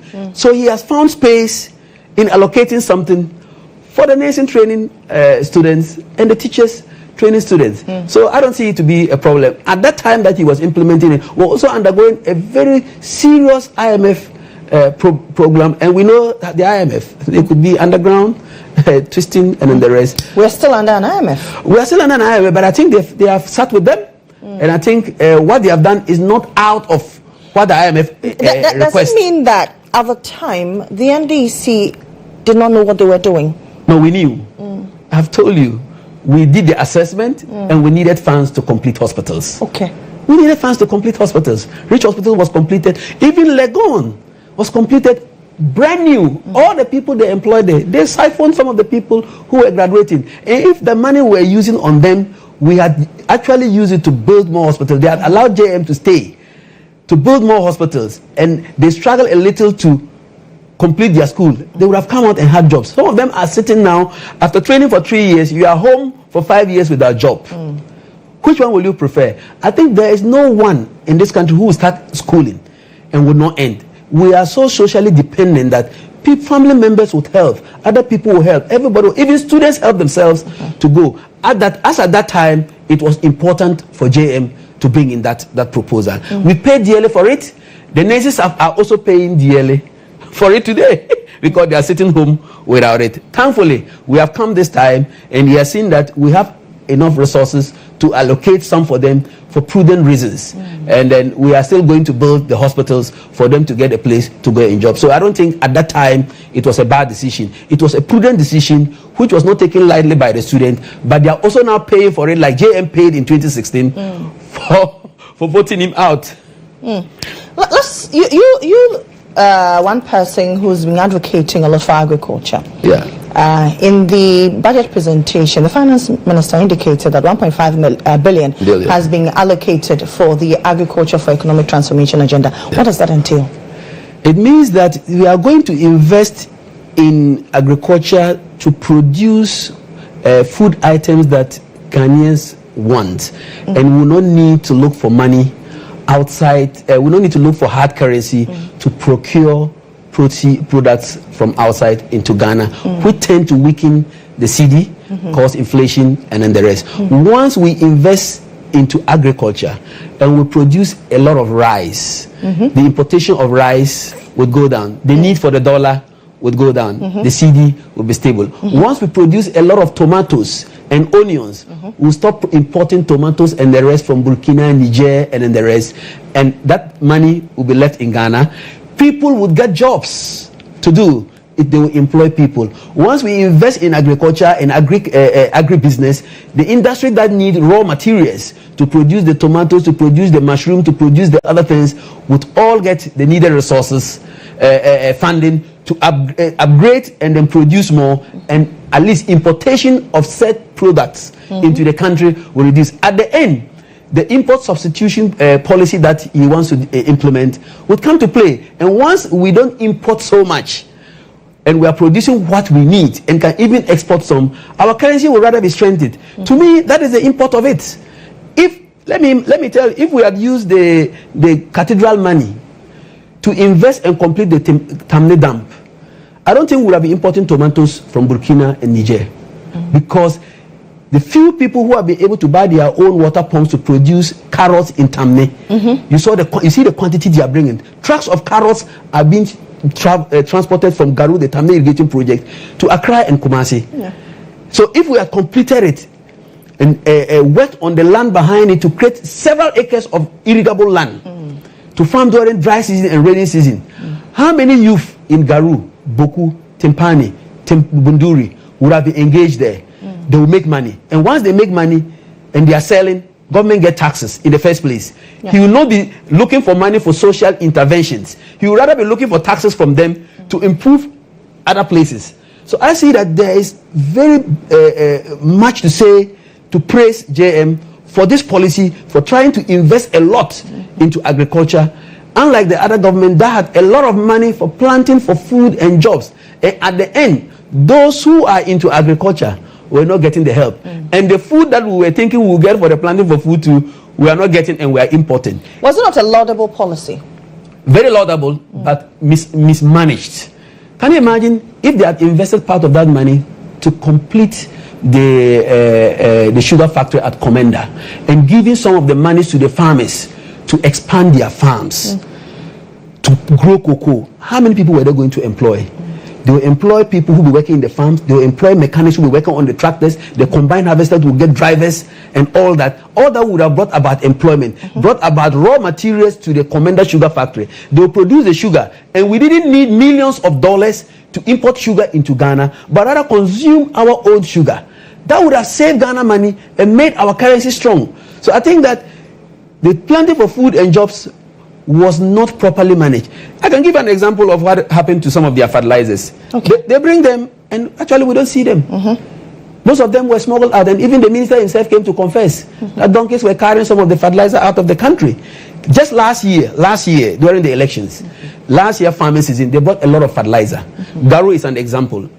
Packed it in warehouses. They didn't distribute it.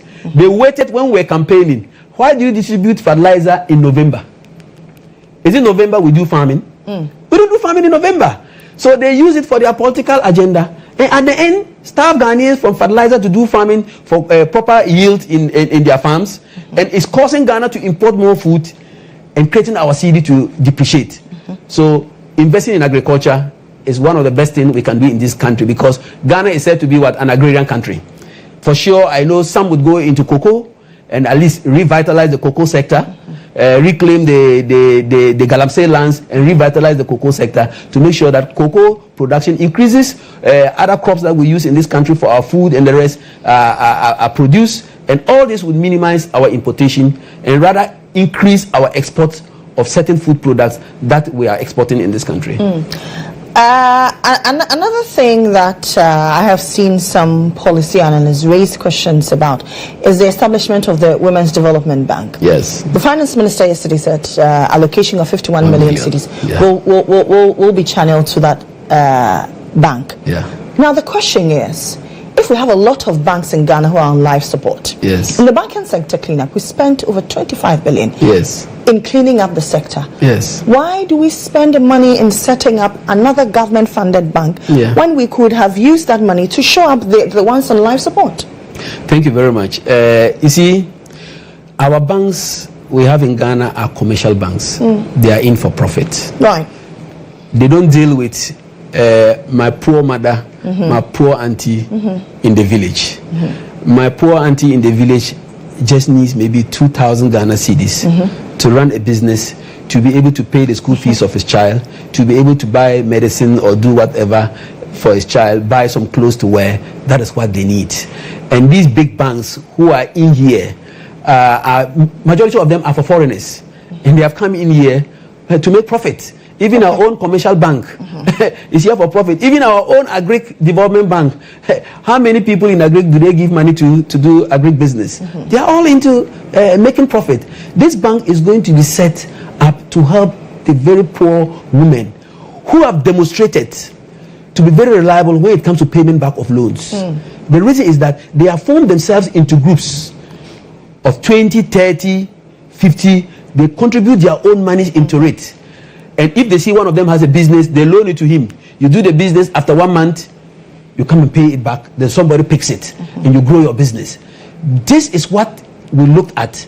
And if we are able to get this simple bank that would attend to the people who are in dire need of just some little amount to increase productivity in their small businesses, to increase income in their own businesses, we do it for them. So it is not that the other banks were collapsed. Yes, banks were collapsed, but were they collapsed for genuine reasons? We are seeing them in court, and the amount that they needed to revive, have they revived them? They spend more money. We said they needed about 9 to 12 billion to salvage them, but we spent over 20-something billion, and still some people still haven't gotten their monies. What have we done? We've done more harm to ourselves. It's just like the COVID issue. We needed 12 billion to solve COVID issue. We are 20-something billion for COVID, to manage COVID. And we are still taxing Ghanaians to pay for COVID. So you can just see that the past government was just not prudent in whatever they were doing. They were just misappropriating. They were just mismanaging the country. And I think that this bank, anybody can criticize it, but my poor auntie in the village, my poor grandmother who just needs something to improve her businesses in the village, will be applauding NDC and JM. Even if he had put only 1 million there to help them, it is enough signal that he's thinking of them. But 51 million is good. It's a good start. After all, the people they are going to help would help minimize the number of people who would depend on social interventions like the LIP and then the rest. You are giving them resources to trade, bring back, you give it to the next person. At the end, we reduce the number of people who will be depending on the social interventions. Right, that is how I see it. All right, thank you very much. It's been a pleasure having you. We look forward to having you more here in our studios. Please don't be a stranger. You are not a stranger when you're at the Ridge Hospital. Please don't be a stranger. That's Dr. Thomas Anava, Member of Parliament for the Garo constituency in the Upper East region. That's it for the Breakfast Review. Take a break here. When we come back, we bring you Hard Talk.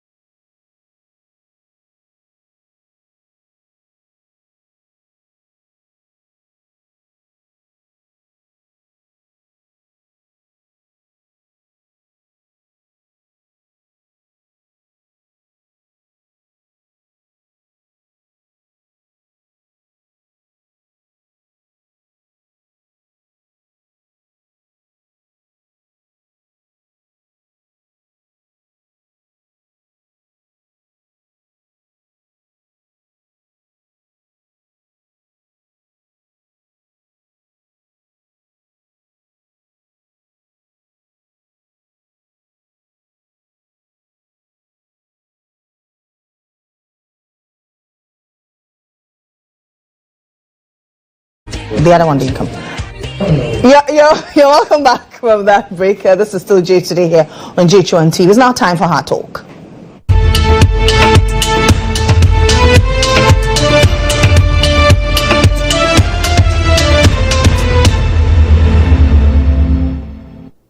Now, started as an agency to address the numerous challenges with youth unemployment, this agency has gone through various metamorphoses through its name change.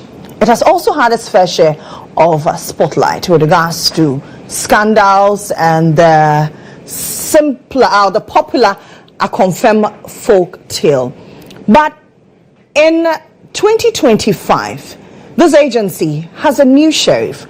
What is this new sheriff's vision for the youth? Is it the usual 3K, 5K? My guest this morning is Malik Basintale, that boy Basintale. How are you, Malik? Zanana. Really, Zanana. How are you doing? How have you been? The introduction alone. You know, I've been good. I mean, trying to settle down very well and balance myself. It's time for action, and I believe strongly that His Excellency the President put me there for a particular reason, and we've got to accomplish it. I was one of the people who championed the issue of high unemployment under the previous government, and one of my worries was that very little opportunities were being created for the younger generation. That posed a very huge security threat on all of us, and so anytime I saw the police report, you could simply just oppose it to the rate of unemployment in this country, because security is on the low. I mean, security threats are on the high, and unemployment is on the rise. Obviously, it will tally, because the devil will usually find work for the idling man, and that is why, right when I was appointed, I knew one of the first people I was going to go into battle with was the devil, because we are going to find work for the sustainable work for the idling man. And the devil would definitely be in competition with us, because we are taking his people from him. And so in the past few weeks, we've been very particular and very deliberate about the sort of jobs we want to find for our people. We have realized the fact that we cannot fully depend on public sector jobs, because obviously public sector may not be sufficient to accommodate all the younger generation coming up. So we must delve into the private sector.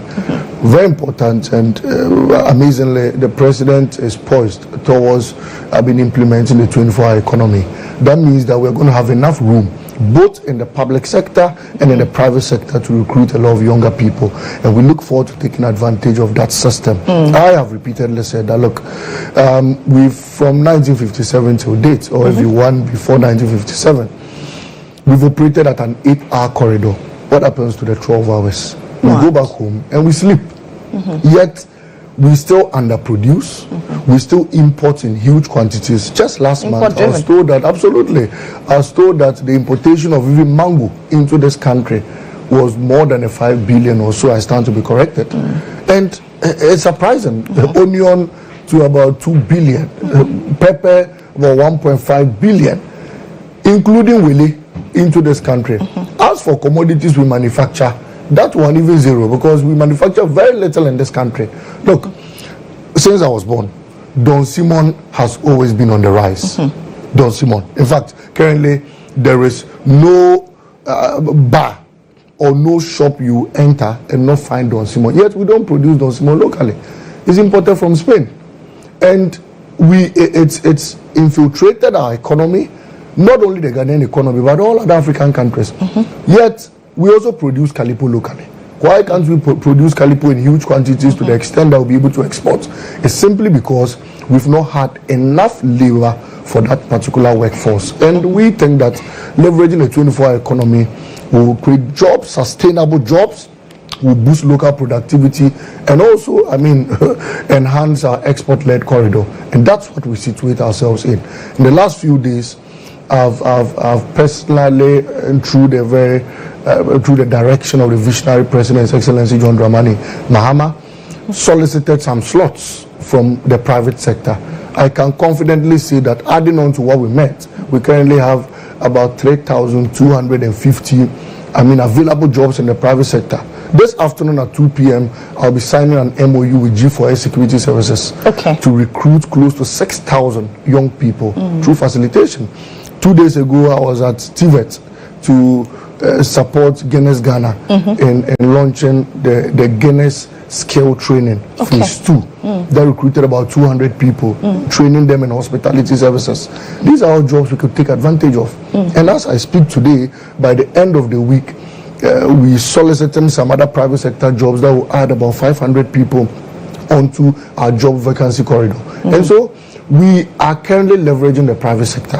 And we're doing so because the budget hadn't been read and allocations hadn't been made. Now the budget has been read and allocations has been made. It means that we're going to tap into our models like the youth in afforestation, the youth in community service, community police system, the youth in prisons, the youth in immigration. And this time we're taking a step further because we want to meet up with the various security agencies. So anytime recruitments are going to be made, at least 30% will be taken, will be absorbed from our community police system, community immigration system, the prisons assistance and all of that. Adding on to it, we are creating 2 apps. One, where the employer goes on to search for an employee. And 2, when the employee goes on to search for an employer. So it's going to be a 2-way app. So we're going to offload our skill training. Currently we have close to 10,000 people undergoing 10 skills: welding, hairdressing, tailoring, makeup. You ladies call it, I think they call it beauticians, right? Yes. I call them makeup artists. Beautician, absolutely. And all these skill training.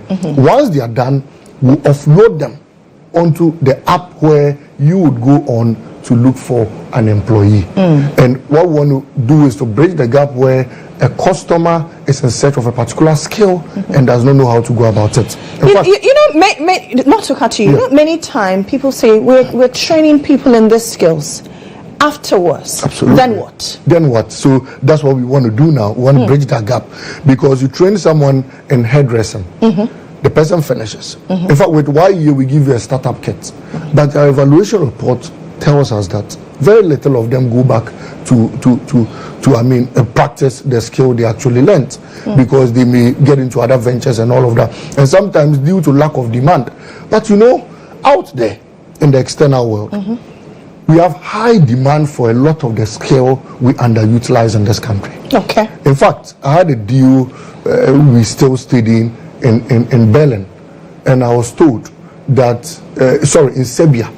I was told that in Serbia you would have to book a tiler for about 3 months ahead of time before you could get a tiler. You have to book a mason 4 months ahead of time before you could get a mason. Yet we have enough masons we've trained here. We have enough tilers. So why don't we leverage our migration window, legal migration window? And so we set up a department called the Work Abroad at YE. Currently on Friday the 18th, we'll be launching it, the Work Abroad program, in alliance with the Ministry of Employment, the ministry, my mother ministry, the Ministry of Youth Empowerment, Development and Empowerment, the Ghana Immigration Service, the Ministry of Foreign Affairs, to set up a migration window. So this app we're creating currently is going to first be piloted in Ghana and in Dubai. So our skilled labor are going to be migrated. Part of them are going to be migrated abroad. And what we're going to do is that if you are in Dubai and you need a tiler, you just log on to the Ghana Job Connect app. You log on to it, and then you see whatever skill you need there. In Ghana, if you set a GHOne today, what we want to do is that we set a GHOne. For example, you have a tiling issue. You came to work and a tile is raised. You don't have to take your phone struggling to get a tiler. Just log on to the app, and then your location will be picked on the app. Proximity. Absolutely. And you'll be given tilers that are within your jurisdiction, at least 100, 200, 300 meters far away from you. So within 10 minutes, you should be able to just click on it, and then the tiler will come to your location. You raised a very critical point that if somebody is in Dubai and they want a tiler in Ghana, how does the person then pay for airfare and everything? No. What I mean is that we are migrating labor all of them to Dubai. Not all labor, part of the labor, the excess labor to Dubai. And so that particular skill that is needed there would land them there, and our embassy there will I mean, our embassy there will facilitate their smooth stay in Dubai. So people. Are you then going to set up an annex in Dubai? No. We have a work abroad team that's going to work with the foreign affairs and work with the embassies there. We have embassies there that already work for Ghanaians out there. We have a consulate in Dubai. We have an embassy in Abu Dhabi. And so once we land our labor there, they are going to facilitate the connectivity between our labor and the Dubai authorities. So we'll sync our people into their system, and anyone around there who needs a particular skill would easily get it on our app. Then we expand it to other countries. Like I spoke of Serbia, I spoke of Germany, and all other countries that will need our skill. In the future, we should operate in more than 10 countries. We're looking forward to implementing that ASAP. I told you on Friday, the work abroad corridor is going to be launched.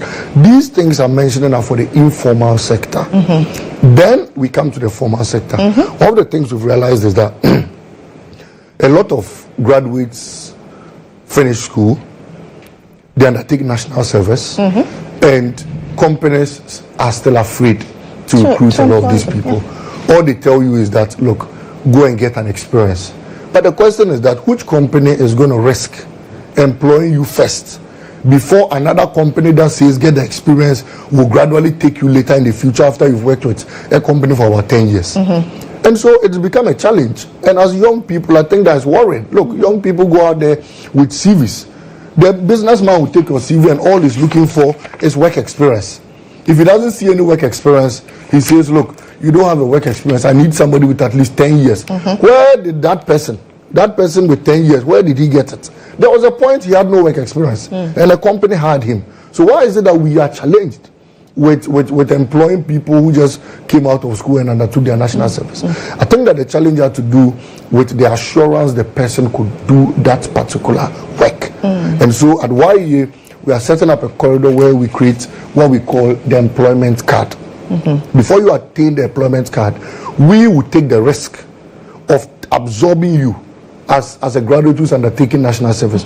We'll absorb you into one of our models, would give you that skill, and would issue that employment card. That employment card will certify to any employer that this person does not have 10 years experience, but the employment card that has been issued to him means that the person can serve as an accountant, the person can serve as a treasury head, the person could serve as an estate officer, because we have given the person that additional soft skill, we have trained the person, we have tested the person, and the person could be absorbed without 10 years experience. If you travel abroad, for example in the UAE, they have what we call the Emirates card.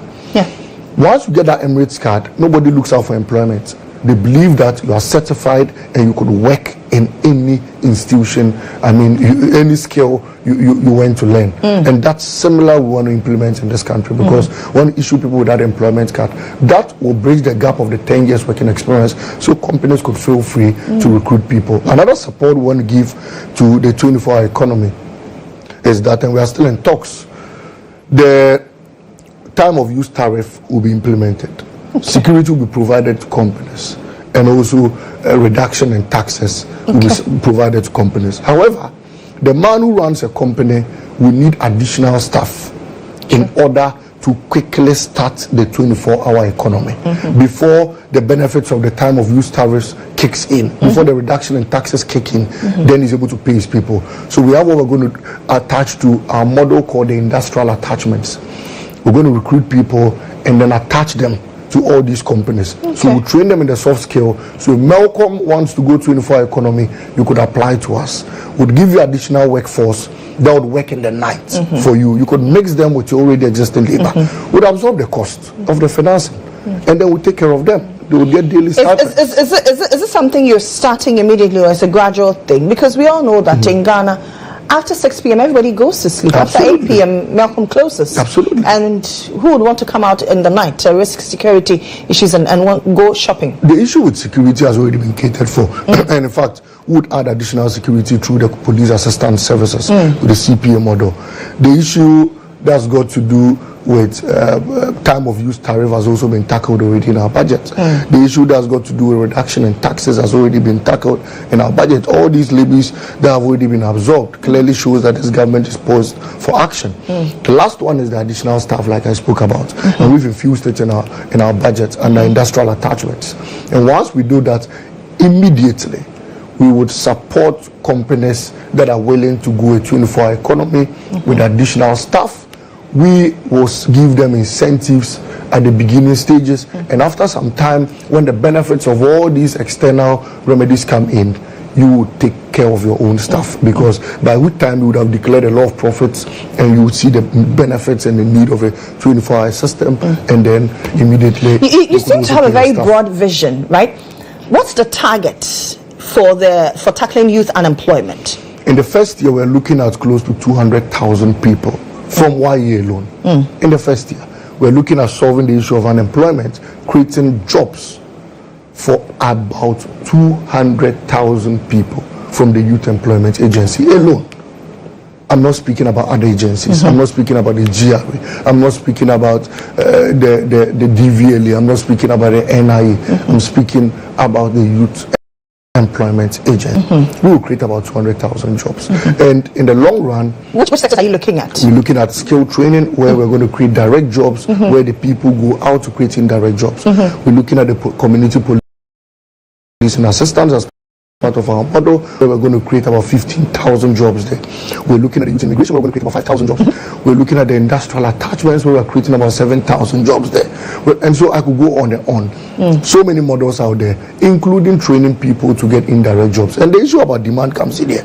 Just 2 days ago, we had a meeting, a discussion around a company that produces bricks in this country. And they burn the brick and they're able to mold. They mold the brick and they're able to use the bricks in construction works. And then the brick company told us that, look, currently they are so understaffed to the extent that they have demands as far as 1 year ahead. Demand. So there are people who have booked them, and the only available dates is towards the end of the year. So someone wants to build a house using only brick, because of course brick is carbon friendly, and the future generation is gradually moving out of block and going back to brick. Then they say, look, currently they don't have enough staff. People have come with so many orders. So sometimes they have to even flex the people. When you come, they tell you, look, we can be available to construct your house using brick maybe next year, in 2026 January. And they told us that, look, they need a lot of staff. So we have infused under community service a proposal where at least in the first year, about 2,000 people should be trained from the informal sector in brickworks. So we could mitigate that gap between the brick producers and the customer base. Once we do that, I think that the people who are demanded for brick construction and were put somewhere January 2026 would have enough staff to have their job done. So it isn't the case in this country that we don't have demand for particular things. Look, we have demand. 2 days ago, we had a thinking around the office, and at the management meeting, we just thought around. Lily, how many watch repairers do you find in town today? Watch repairers. You can't even find them. Absolutely. So your watch gets damaged. And if you don't have the luxury of traveling abroad to get it fixed up, especially if it's an engine watch, then you may have to put it there and think of where you could get money to get a new one. Yet you go to China and you go to Korea, and there are young people, young children learning how to even make watches and fix watches. What's happening to our economy? Is it not because we do not place premium on such skills? Absolutely. It's a factor. But it's also because we haven't made available the corridor to train people in such skill. Look, the scale of hospitality, there were people who said they didn't need it. I remember when I shared the flyer on my page, people said, oh, you want to train us in hospitality, we are not interested. A lot of people are, of course, some naysayers. Then after the close of application, we realized that about 850 people had applied. But we needed only 200. I kept thinking, what is going to happen to the remaining people who had applied but had not been enrolled? So it isn't the case that people are not readily available to learn these skills. It's because the avenue for learning these skills have not been provided. As simple as that. And at YEA, we think that those avenues are going to be provided to the most little skill. watch repairs, curtain, blinds repairs, and blind manufacturing. These are very little scale that Lily, I think that we're gradually looking away of, and in the near future we're going to struggle. Look, shoemakers. Those days in the morning you find people moving by a window, shoe. When was the last time we had that? It's very difficult to even get a shoe repair if your shoe develops a challenge. Yet shoes are things we are going to continue wearing till the end of time, whether you like it or not. Until the last man dies, he will die in a shoe. So we must expand the scale in that corridor. And there are people that, look, there are grades of employment, and that is why I respect anyone doing any kind of trade, because it's a value chain. Absolutely. And if you don't respect anyone doing any kind of skill, you'll be found wanting one day. If your shoe gets damaged and you're a bank manager and you don't find someone who repairs shoes, you'll be found wanting. So you need that person and you must respect that person. And the human being is created in such a way that everyone appreciates what particular skill he's meant to do. They all appreciate it. So don't think that if you write a post where you need people to train them in shoemaking, you won't get people to apply. It's not true. There are people out there who want to learn it. And once you put a post out, people will come and learn it. Ignore the naysayers. Ignore those who say, look, they are not interested in this. I remember the Nkukon policy, Lily, when it was first brought out. Then people went to town, criticizing and insulting it. But you know what happened? We won in all the Bono areas in this election. The reason is that the Bono region is particularly known for poultry production. And Nkukon was a major policy to them. But the MPP never thought about that. They even sang songs, NDC, Nkukon, and I mean, you are teasing someone's, what someone depends on for livelihood, someone's daily bread, and you are teasing it, and you think it's supposed to go out there as a mockery. And you go out there and you are laughing. But yes, but we won in the Bono areas because the Bono people needed salvation to their poultry production. When I was growing up, at a point in time, not when I was growing up, when I was growing in somewhere in 2014, 2015, 2016, a crate of eggs went for 12 Ghana cedis, 10 Ghana cedis. Today, a crate of eggs goes for 70 cedi. They handed over to us at 70 cedi. Then somebody talks of a policy that will salvage the situation, and you go out there saying yet you don't have any policy that will reduce the prices of eggs in the market. Akoko, those days how we call it akoko funu. When you go to the market to buy akoko funu, those days used to go for 15 cedis, 20 cedis. Today I'm told it goes for about 250 cedis, 300 cedis. One broiler. And it's not worrying to you. All the party the previous government was thinking about was to go out there teasing on Nkukon Kitchen. Yes, we said we would implement Nkukon Kitchen. The people of the Bono region appreciated it. I only gave this example to let you understand that everyone has what is meant for the person. Exactly. Don't feel shy advertising any job opportunity. There's one man out there whose life depends on that job vacancy. And once you advertise it, he will go for it and he will utilize it. Ignore the one who doesn't need it. He doesn't understand it, and that's why he doesn't need it. The one who understands it actually needs it. And so, Lily, those are the few things we've been doing a while so far. In the coming days, by next month, we'll be commissioning and graduating close to 10,000 skilled training people. I already told you. And once we are done, that was done within a month? The scale, it was in phases. Okay. And so we're doing it in different phases. And then there was a continuation of that particular scale. Okay. And so that is what you inherited, is that it? Yes, part of it. And so we'd add on to it when we'd graduate them, and then we add on to it in the coming days. And once we graduate them, we'd absorb them onto this app, because we have created an exit plan for them. Like you rightly asked, we train them, and after that, one next. This time, the issue of one next is going to be solved, and we're going to create employment, sustainable employment for all these people who are going to graduate. So you're still listening to, you're still watching GHOne TV, Hard Talk, and my guest is still Malik Basintale. Now, one of the very things that the NPP has talked about is letting go of hands in various agencies. Is that something he has also done? And what is the state of the YEA that he met? Well, YEA, I will admit, and a lot in the past. I must commend previous CEOs from 2006, when it was the National Youth Employment Agency, to when it was GHOne. I mean, a little issues around GHOne, but it was restructured. And if you remember, the LI and the regulations were all brought forth under the NDC in 2016. So we had Act 887 and then the LI 2231. And I mean, it's from there, it's progressed steadily because the framework to managing the entire institution was developed. And we are where we are today. When I came into office, there was this issue of mechanization. And the Chief of Staff actually issued a letter asking that all mechanized staff within the last minutes of the previous government cannot be absorbed. And I agree entirely with him, Lily. The reason is that you've been in power for 8 years. And I think that some of those MPP people, I mean, no, let me not say MPP, some of the youths who were even mechanized during the last stages must be angry with the previous government. Because you've been in power for 8 years. Procurement takes time. For 8 years.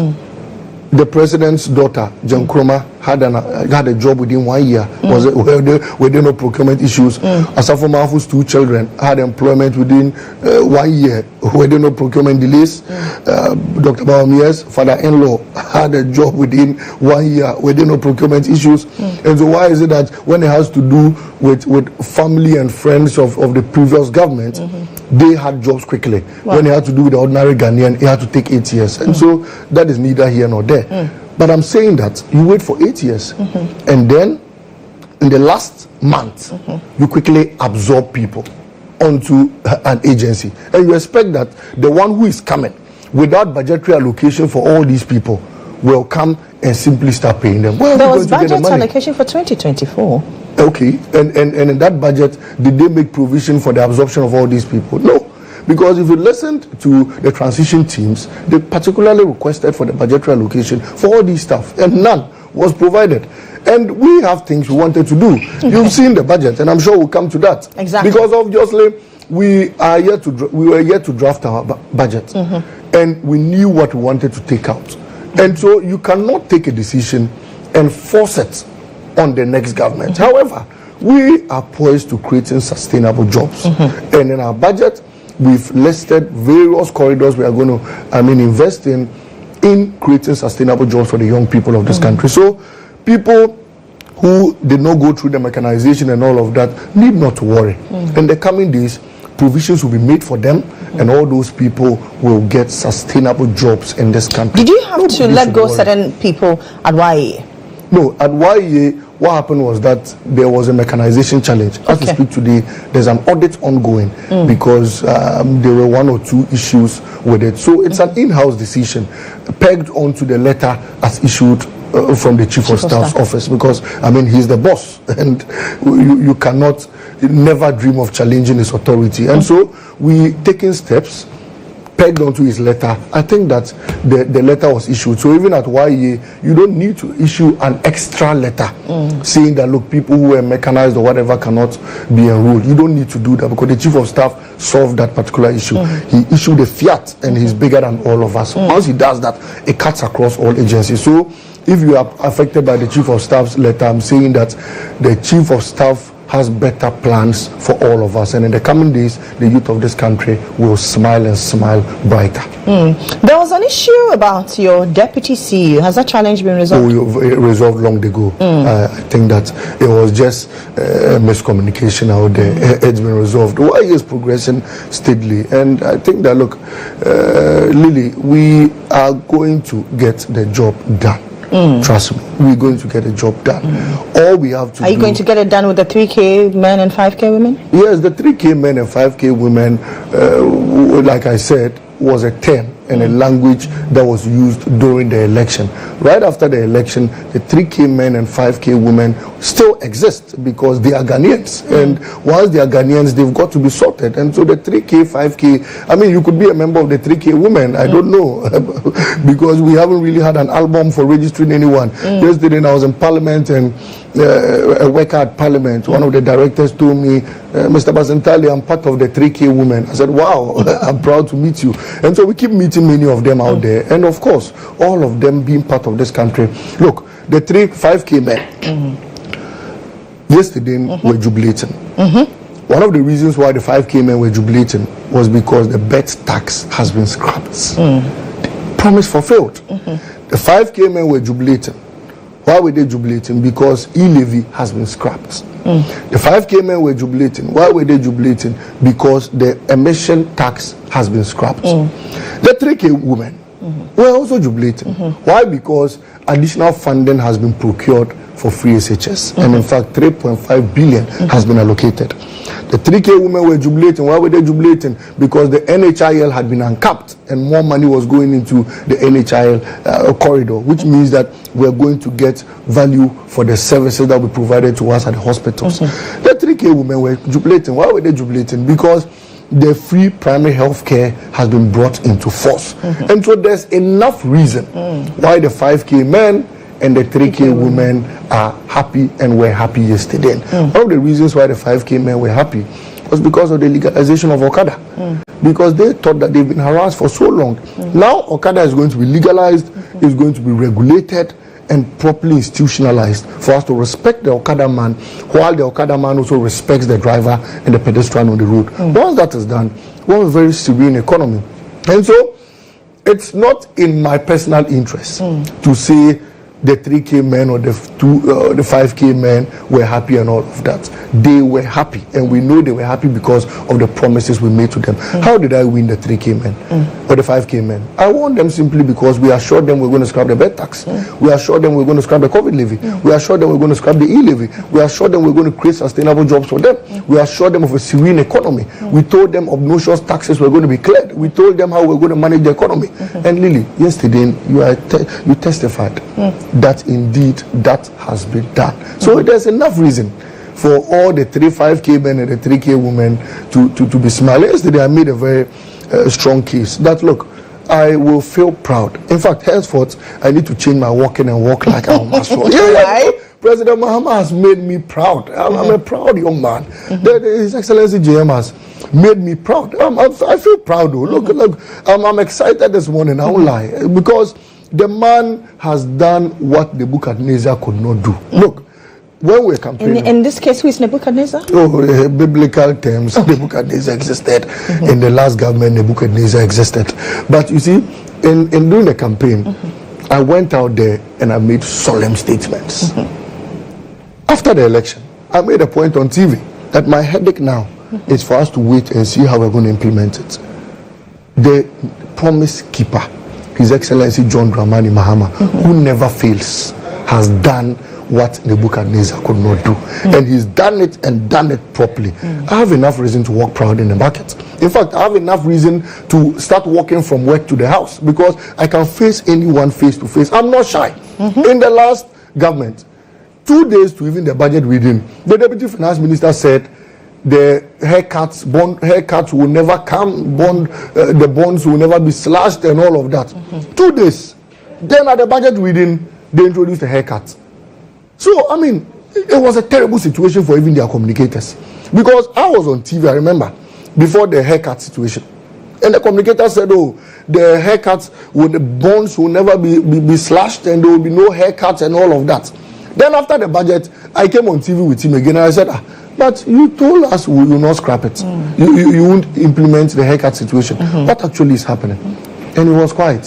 So the previous government put their own communicators even an embarrassing situation in previous times, and their own appointees, their MPs were embarrassed. Yesterday, if you looked at the demeanor of their minority, the micro minority in parliament, really, it was terrible. You could see they felt that their party had collapsed, and they felt that maybe they should just forget the MPP and go into other do you think so? Because they have termed the budget the Sakawa budget. How? Since we're talking about it's not about terming it, it's about explaining why it is termed as Sakawa. So they should tell us how. Why? They came and told us. And you see, one of the things that Sakawa is literally scam, right? One of the things that the former finance minister, Dr. Mohammed Adam, says was that we didn't implement the Burton tax. You see, I like Dr. Amin Anta so much, but one of these days I'll lose my cool on him, and I'll lose my cool because you cannot take us for granted. Look, this is a bet slip. when you are you an investor? No, you see, and the issue with betting, Lily, the issue with betting is not about, the issue with bet tax, it's not about morality. Okay. It's about fairness and greediness. It's not about morality. We're not talking about betting. We are talking about the tax you've imposed on it. In other words, if you, Dr. Baumia, and I used to say it, say betting is haram, yet you are now telling the man that when he wins the bet, he should give you 10% to drink. So you don't like dog meat, but you say they should give you dog soup to drink. Have you seen some before? So clearly, it was a confused situation. So the issue with bet tax has nothing to do with whether you partake in it or you don't partake in it. It has to do with the rule of fairness. And we thought that in all honesty and fairness, if you did not work for a particular thing, you shouldn't chop from it. Monkey cannot work for baboon to chop. The young man cannot use his money to go and bet. And after he wins the bet, you say, give me 10% out of it. That statement you made generated some controversy on social media a while back. Yes. When some members of the NDC allegedly were peeved that they did not get appointments. Of monkey they work, babu they chop. I don't think that members of the NDC were peeved they didn't get appointments. I think that we've reduced the number of ministers we previous governments appointed and size of government, and we're coming to that, and I'm going to explain why the current government has done what Nebuchadnezzar could not do. In past times, I never believed that a government could run a country with 60 ministers. I never believed it. Even me, Malik Basintale, I never. You were going about campaigning, you didn't believe in that? But I was skeptical. Okay. I must be honest. In all fairness, this is a sincere conversation. I was wondering, and anytime I met His Excellency the President, I said, sir, can you run the country with 60 ministers? He said, I can do more than that. I said, wow, okay. Who would say? And for me, one of the inspirations I had was that I know the man John Dramani Mahama, and I know who he is, and I know how he keeps his word. John Mahama will not say A and do B. I know him. So once I ask him something and he says, Malik, the Basintale boy, say this. I go out there and I say it. And I kept thinking, but look, we have drafted our budget, we have implemented policies with 56 ministers, not 60, 56. Currently we have 56. Yeah. So it means that when he said that we can do more than that, has been achieved. He still has a luxury of appointing 4 ministers. Yet, a particular government, the previous government, Sisi Fianeme, were running this country with 120 ministers. And yet they were flying private jets at £14,000 an hour. Yet they implemented the bed tax. Yet they implemented COVID levy.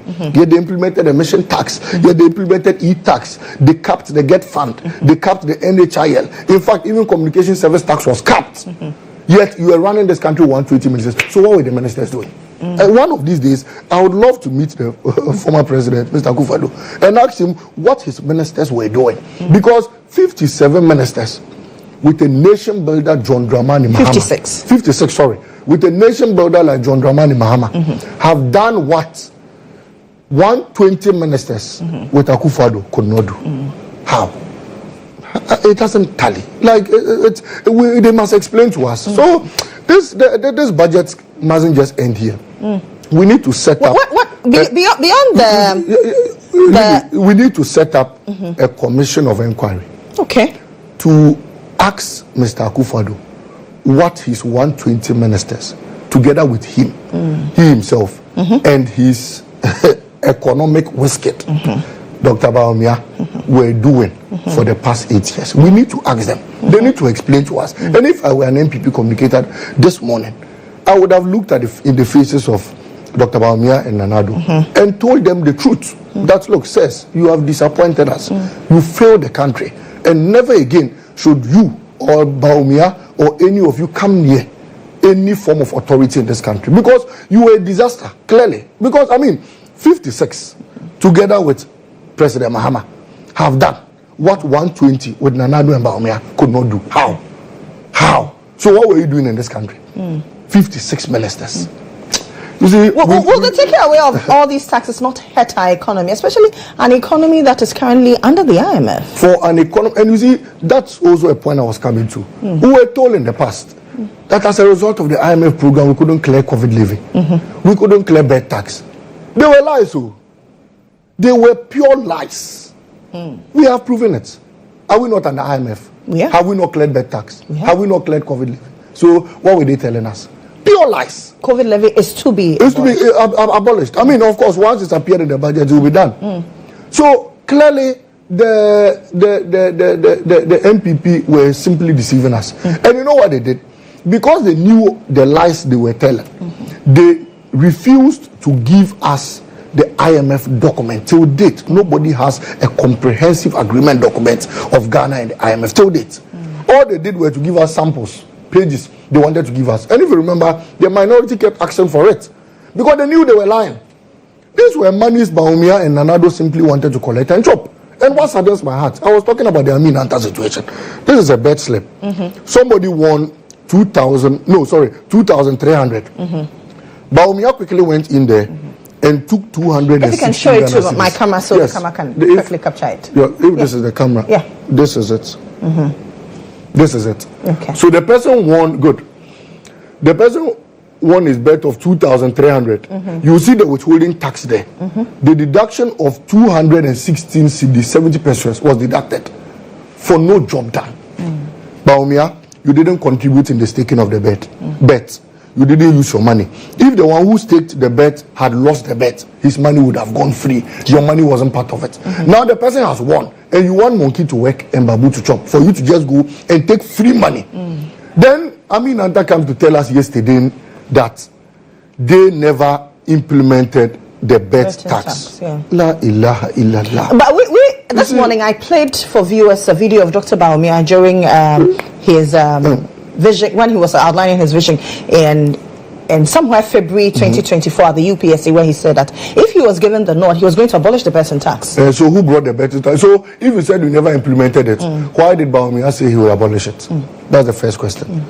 Number two, you brought bed tax and you tell us vote for me so that I'll come and remove it again. What kind of thinking is that? I mean, Ghanaians are discerning.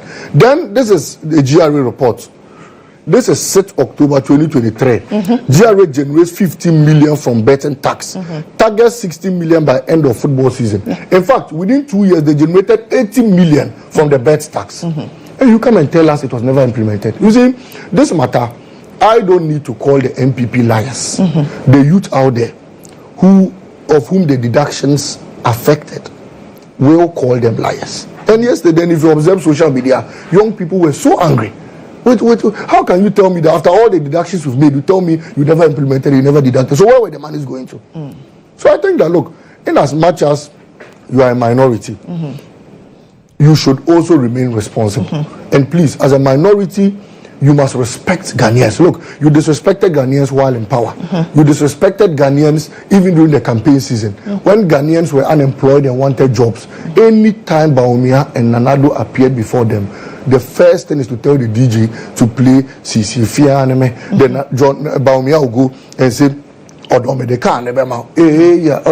these were the things you were doing to Ghanaians. Ghanaians got angry, they voted against you. Now in opposition, you still want to annoy us. Look, you cannot, they shouldn't pour sand in our garden, because sometimes when you over annoy the youth in opposition, they turn their anger towards the government. We have done enough for them, and the youth of this country is proud of what we did in our manifesto, in our budget, sorry. Now, one of the things I would want to add on is the fact that the 120-day social contracts have been duly fulfilled. And we are not even up to 120 days. Absolutely. Impressively. And that's one of the reasons why I want to salute His Excellency John Dramani Mohammed this morning. Of course, together with his very venerable finance minister, Dr. Kessel Atuforsen. Atuforsen is a gem. And sometimes I ask myself, if MPP had wrongly jailed Atuforsen, if they had wrongly jailed him, but for the fact that God intervened and they were exposed, if they had jailed him, so who would have managed our economy? Because you don't have the men? Look, what Ato has done is beyond measure. And I'm certain in my heart. Are you then saying that his predecessor, Setepe did not perform. Oh, but if Setepe did not perform, in 2017, MPP wouldn't have gotten the very good dividends they got. And Setepe was there with Atuforsen. Exactly. So the two of them... Well, absolutely, they were fantastic. And that is why in 2017, we left a stabilized economy to the previous government. And now Atu has taken over and done much more. Every older person aspires or wants a younger generation to come and do more than he had done. And yesterday, Setepe was in Parliament, feeling very proud because he was looking at his boy Ato and he was like, I'm proud of you, man. And His Excellency the President was proud, I know, of Dr. Kessel Atuforsen, because I mean they've sat through together with his team and they've drafted a document that relieves all of us of pain and imposes hope on us. And I think that anyone who listened to the budget yesterday was highly inspired by the words of Dr. Atuforsen. And so what I'm saying is that, look, I never believed that a government a budget could be so sweet and smooth like this particular budget. I never believed. Yesterday, everything that was said in the budget was spot on and met the requirement of every corridor in this country. All funds uncapped were done. In the 120-day social contract, we had stated that free tertiary education for year one. It was captured in the budget. In fact, an allocation has been done to it. We stated that it was going to be free tertiary for disabled. It's been captured in the budget. An allocation has been done for it. National apprenticeship, I think about 100 million has been allocated to it. The National Coders Program, about 100 million has been allocated to it. And so our 120 the apprenticeship is 300 million. 300 million. The GHOne 100 million, apprenticeship 300 million, coders 100 million. And they've all been allocated to these funds. They were part of our 120-day social contract. The president has stated earlier that he was going to appoint his cabinet within the first 14 days. It was done. And so everything His Excellency John Dramani Mahama said have been achieved. How different is the apprenticeship and the GHOne program? The apprenticeship program seeks to get staff, skilled people who want to work under their bosses or madams. And so I'm just breaking it down to the understanding of everyone. So if you're an apprentice or if you're someone who wants to learn a particular trade, you'll be attached to a particular madam or boss. And then the madam will be given support and you as an apprentice will be given support so that you learn under the feet of that particular madam. And then you graduated and then you go into your skill training. The GHOne seeks to create huge skill. And that's where we're going to implement what we call the Moniyo Fund. So in the GHOne, jobs are going to be created for the younger generation through diverse skilled training again. But this time, not attached to a madam like it was done here. Other specified jobs are going to be newly created and all the youths are going to go out there and then benefit from all these jobs. And so these are major policies, big shots that we are going to tap into. The Coders program is going to train young people to the tune of about 1 million young people in coding, website developing, software configurations, and all of this. This particular skill do not only have local demand, but even international demand. I know of people who live in Ghana and develop websites for countries abroad, and they get huge sums of money. Are we not going to encourage brain drain? I mean, why brain drain? Because, I mean, whether we like it or not, anytime we are building big projects in this country, we go to bring Chinese, we go to bring Indians to come and construct them. So why is it that other countries that also need our skilled labor cannot come for our people? Is there a brain drain in legally bringing skilled labor from out there into our country? Brain drain occurs when you lack the skill and yet the skill is being migrated, most often illegally, into other jurisdictions. Currently in the medical sector, we lack, there's one nurse to about 40,000 patients in the nursing sector. Yet you have a lot of nurses still living in the country. And we are producing a lot more nurses. This morning, Sanaba mentioned that. We have about 30,000 of them. And a lot of them leave the country illegally to go and work for greener pastures. All because their terms of their conditions of service and all of that does not befit their status in this country. And so we think that we need to also tap into the international world using our skilled labor. Because if we have an excess of labor here, we obviously have to tap into the international world. I want to wake up one day and see that there's a contract in Serbia where Ghanaian contractors are going there to work. Look, Mr. Ibrahim Mahama, currently runs a mining firm in Liberia. That's impressive for this country. I know of a man, yesterday I met a man who uses coconut shells to produce charcoal. He uses rice husks to produce charcoal. He uses palm kernel, palm fruit, to produce charcoal. And he told me, he mentioned a number of countries that had contracted him to come and train their people there. So I asked him a question. How many have we trained from Ghana? He said he's not gotten the needed support from the government. Yet governments of other countries contract him to come and train their people.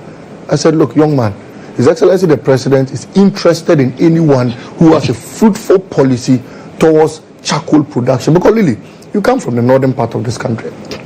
Anytime you see trucks loaded with charcoal heading towards the staff, that is our forest going on.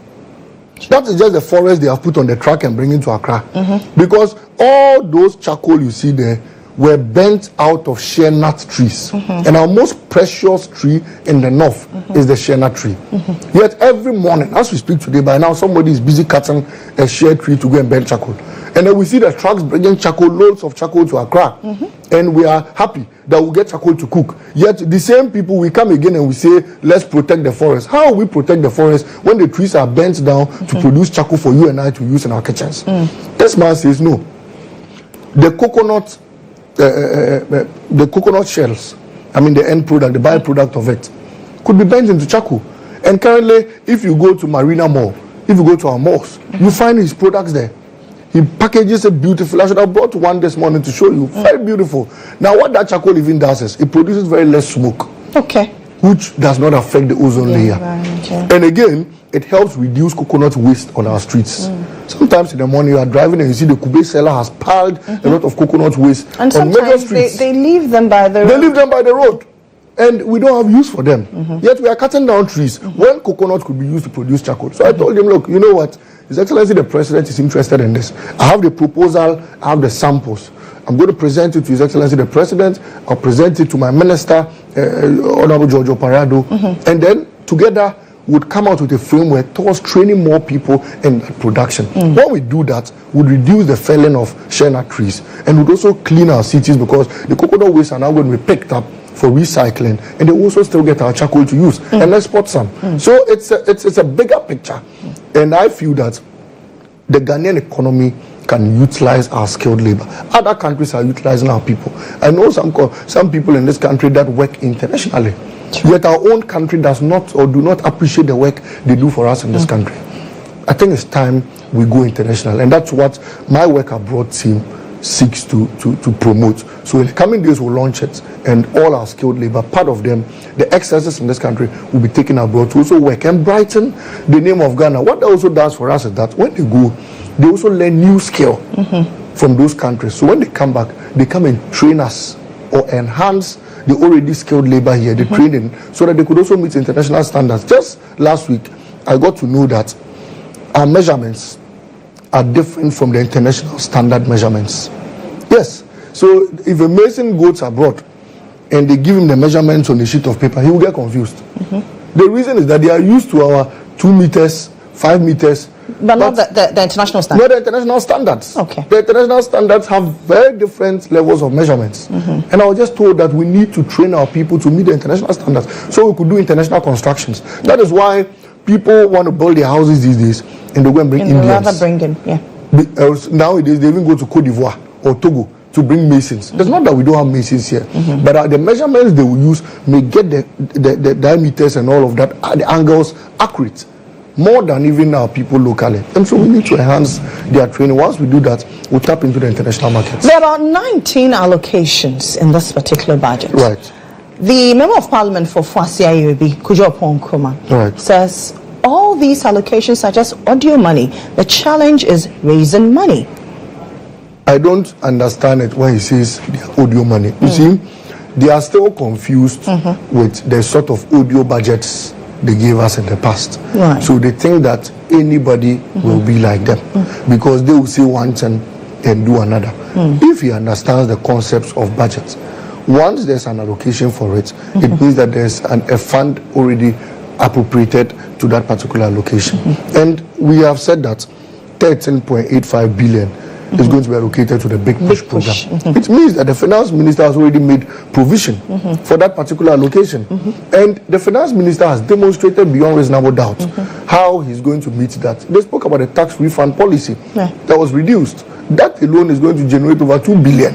The reduction in the number of ministers from 120 to 60 creates a lot of space to accumulate over 100 million annually to fund some of these projects.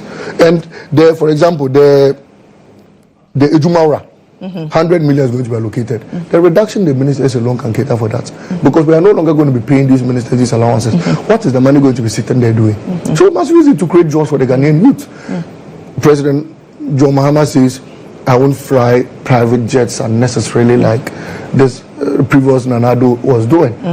So the money that was saved from it will be used in other ventures. And so there's enough funds that's going to be derived from a lot of corridors in this country, and the finance minister has demonstrated beyond reasonable doubt. And we think that once those funds are derived and they are not used, unnecessarily. For example, under Nanado, so many presidential staffers, so many, more than 3,000. Office of Government Machinery, and we are allocating billions to them. You have evidence to back that? Absolutely, because the Office of Government Machinery is not hidden. You need to present the number to Parliament before they approve a budget to you. So it's in our budget statements. So it's not something that was hidden. It was something that was clearly stated. And every year they increased it. Look, at the presidency alone those days, we had more than 10 directors of communication. This of communication, that of communication, very unnecessary. Currently, under this government, we are doing less than 100. Currently, less than 100 at the presidency. And yet, we've been able to clear all these taxes. And that is why I'm saying that a commission of inquiry needs to be set up. Bring Mr. Akufo-Addo and Bawumia before it to explain to us why they mismanage the economy, even with the huge number of staff they had running their government. Currently, the CEOs and deputies that were being done have still been done. Ministers reduced, staff reduced, expenditure reduced. Okay. And we're running the government smoothly. Is Awal Mohammed still at YA? Awal Mohammed is no longer with YA. Okay. Yes, but he's a public service worker. So definitely the public service will absorb him. No, he's a public service worker. So the public service has absorbed him already. Okay. That means that you cannot sack him. Cannot touch him. So and the reasoning is that once you're a public service worker, the public service, anytime you think that the person cannot work here, the public service will simply put him at a proper jurisdiction to work. And that matter will be resolved. Okay. Will you hold a job fair? Yes, of course. We will. We would hold a job fair because, we need to also tap into the expertise of many people, and people need to share ideas. I'm always in for dialogue, and at the avenues where you could tap into the thinking and opinions of other people. I'm all for it. And in fact, the assumption of office, I've met many people and I'll continue to meet people. Once you come with your opinions, I listen to you. You have very good plans, very beautiful plans. I tell you, put it in a proposal form, bring it, and then we look into it. And then once we do that, we certify the entire system, and then it's done. Yes. Thank you very much for visiting our studio once again. It's been a while we saw you. I'm grateful, Lily, and I'll be coming more often. Like I said, this has always been your home. Absolutely. His Excellency the President has made me a proud man. He's made me feel proud and confident, and I'm better than who I used to be, because I feel that John Mahama is a promise keeper. He's one man, and I've stated that I am the Basintale boy named by the President. In my next world, I will still want to campaign for John Mahama, and in the world after that world, I will still want to campaign for John Mahama. And if there's no world again, I would campaign for him in heaven to get a very good position. Malik Basintale is the CEO of the Youth Employment Agency. That's it for Hard Talk. Let's do some celebrations now. Happy birthday, Samuel Abuaji.